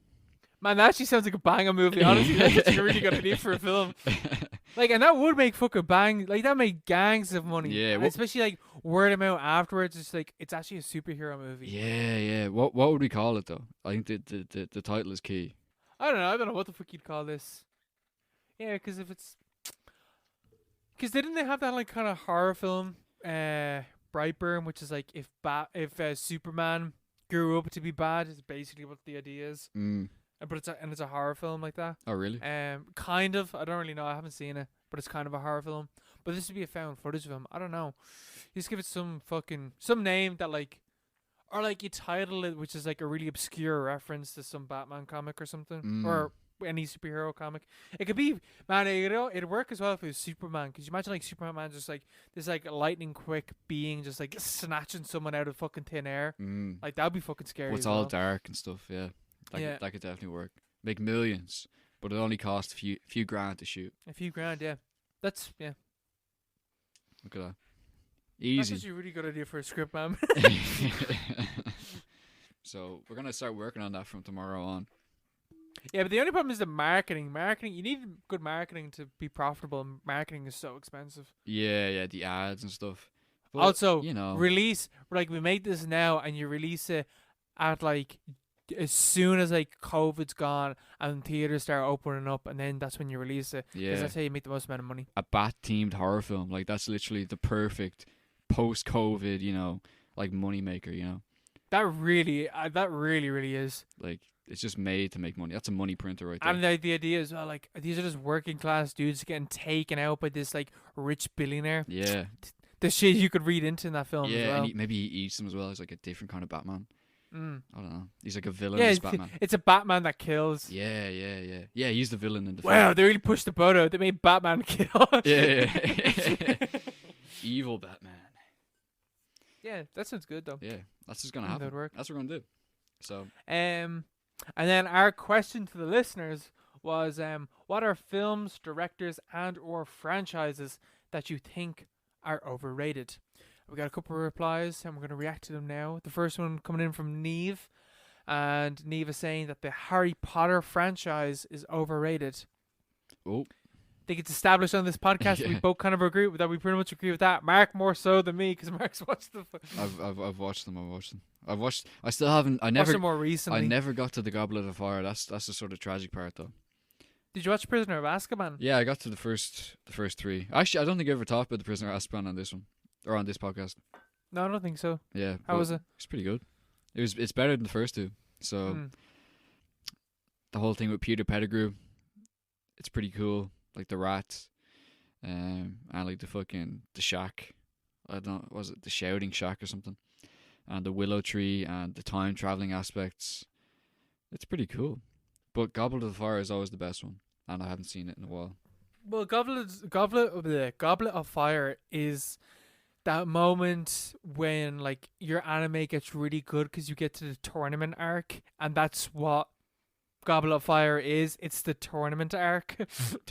Oh yeah. Like when they enter into a tournament and it's just different rounds. Mm. That's always the best part of any fucking anime, and it's the best part of Harry Potter too. That's so true. Yeah, the Triwizard Tournament's actually like the best part of the series.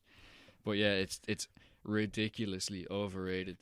It's just a really good idea. It's a really good idea for a world. Mm.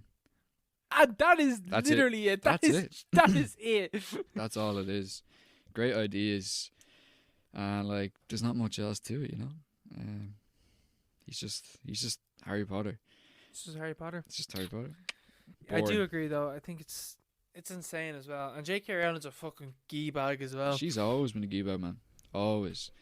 I've always hated her. She literally has always been a gee bag, but Yeah. it's way more in the public eye now that she's a gee bag.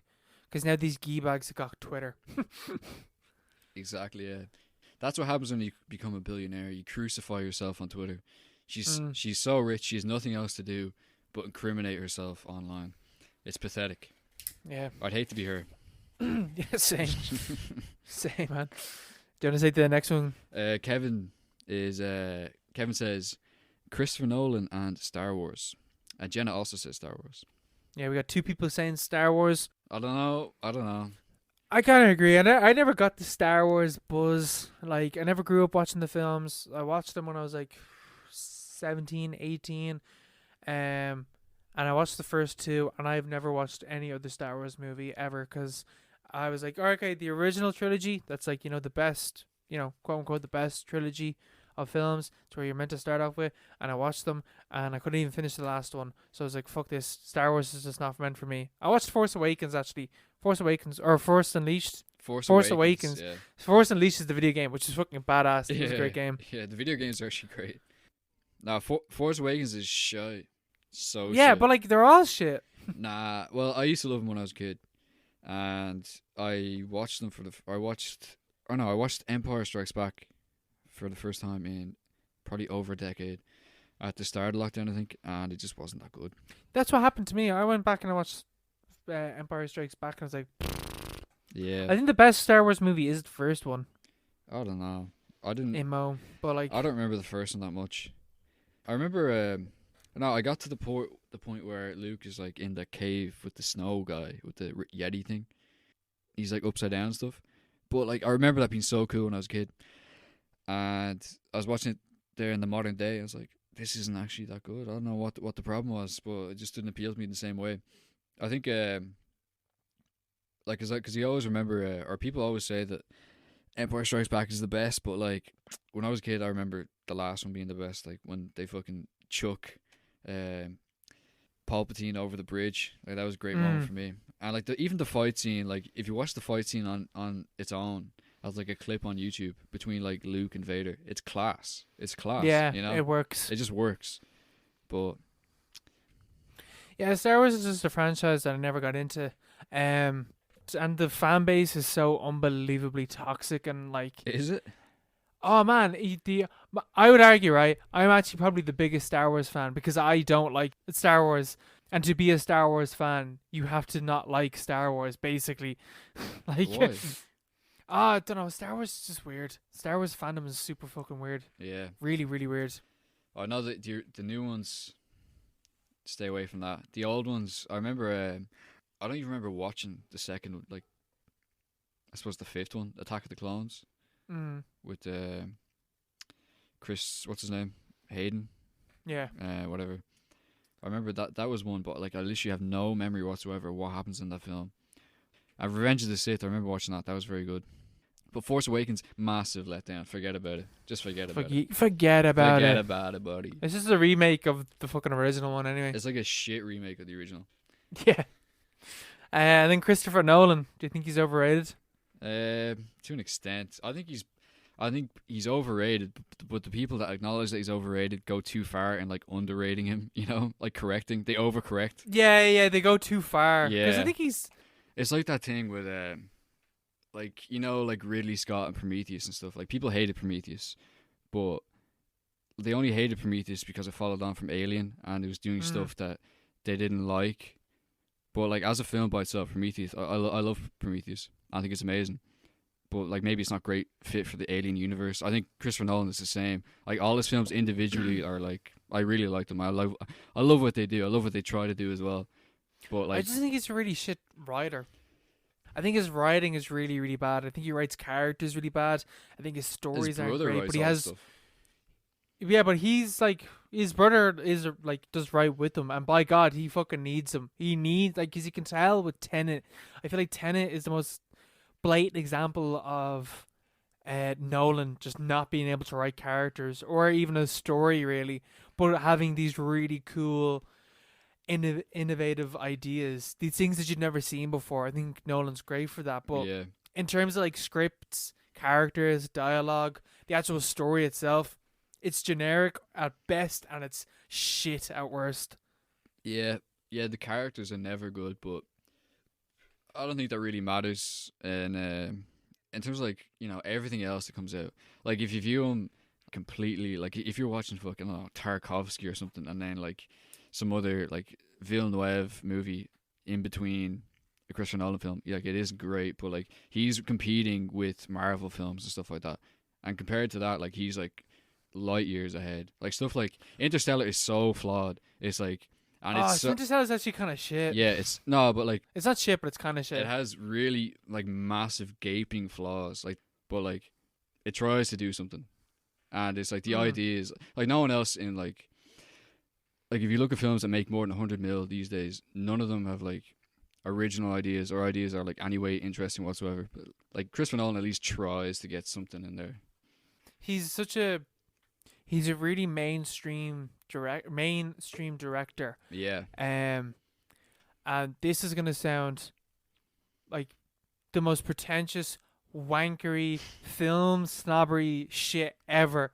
Where it's almost like, you know, Christopher Nolan, a super mainstream director, and has these really cool ideas, and it shows these really cool ideas, and it's like, whoa, shit, I've never fucking seen that before. I never thought about that. Gets introduced this really cool concept or whatever. But like, if you look further into films, you see like this shit's been done before. Not like exactly done the way that Christopher Nolan does it, but there's concepts and ideas that are fleshed out way more interestingly within cinema. Yeah. And Christopher Nolan's like the kind of first step into that realm of cinema, but a lot of people don't take the next step to keep going. They just stop at Christopher Nolan. That's like such complete fucking wankery snobbery, and I don't entirely mean it, but there is a level of truth, I feel like, within that, and that's why Christopher Nolan is held up so highly. Yeah, I definitely I know what you mean, you know. That's what this is all. Yeah, snobbery. Forget about it, you know. It's not snobbery to say that superhero films are bad, you know. They just are. That's just the way it is. And if you like them, you should feel bad. But you should stop watching films because you don't get it. Obviously, I'm joking about that, but you know the way like people talk about like Inception being like this crazy mindfuck or whatever. That's like the kind of person who would also be like Thanos actually had a point, or like, you know, stuff like that. Which is like, yeah, that shit, like, with like, it's like, oh, Inception, you know, it doesn't make any sense, you know, it's crazy, it's real deep, whatever. It's like, I was surprised because I remember hearing like, oh yeah, Tenet's kind of confusing, like the narrative doesn't make any sense, and then watching and be like, no, the narrative makes complete sense. It doesn't make sense because it's just explained in the most obtuse, annoying fucking way. Because he's just like, oh, it's like this machine and it turns your cells backwards or some fucking bullshit like that. Just don't try and describe it. Like, just let it, like, just being like, we don't know what this is. This is just some weird shit. Like, go into this room and it just turns in reverse. Just like leave it at that. Like, he almost, like, yeah, his characters aren't great, but he almost overwrites stuff. Like in Tenet, you have the scientist woman who explains what it is. She's like reverse entropy, which is like, you know, cool. Like that's an actual thing or whatever. Introducing science fiction elements that are actually real things, you know, into films. But then like he's like, what is this thing? And she's like, the detritus of World War III. I was like, why did she say detritus? What? Yeah, what the fuck does that mean? It's like a biological term. Just use some other word. It's annoying. He does overwrite concepts, and then like his characters just aren't fucking good. Then Matthew says Every single Liam Neeson film. Sad. Why would you say that? I don't know. Narnia's pretty Narnia's good. class. Aslan, man. What the fuck? I haven't seen that many Liam Neeson films. Taken is great. I saw a film, Walk Among the Tombstones, which is basically just Taken, but like made by a different studio. I saw that like a few years after Taken. I thought it was great. It's just revenge films and stuff like that. Yeah, you know, it works. He's not really in that much. He's just in Taken and Taken-like movies. Yeah. What else is he in? I mean, I guess like Schindler's List isn't Star Wars 1. a Liam. Phantom Menace. Oh yeah, he isn't that. I feel like there is a distinction though between like Liam Neeson movies and then films that have Liam Neeson in them. Yeah, very true. The Taken rip-offs. Yeah, 100%. They are probably shit. I don't mind them. I can't imagine a single one of those are really good, except for whatever one you said there, Gravestones or whatever. It's alright, like. What are you expecting? You know, it's just a Taken rip-off. And they're really obvious as well when they're taking rip-offs as well. Yeah, they don't like try to hide or whatever. And then the next one comes in from Coley, and Coley is saying the Fast and Furious movies, awful films. I can't agree, Coley. I can't agree. I mean, I just can't. I agree, but I also disagree. You know, we got a Resident Evil situation here. I'm like, yeah, these aren't good films, but they're a lot of fun. They're fun, and they're funny as well. That's the main point, I think. They're not trying to be like serious, you know. They are what they are. I think they become that, but it's like the fifth film where it starts to become that. Yeah. Like the first four films are just shit films. See, I never saw the first one, so I'm on the first one. I don't the think first one's wild when you go back to it. I don't think now. I've seen the third one either. But like Fast 5, Fast and Furious 6, Fast and Furious 7, stuff like that. It's just like you can't. Fate of the Fast or something, or Fate of the Fate Furious. Of the Furious. It's like you can't.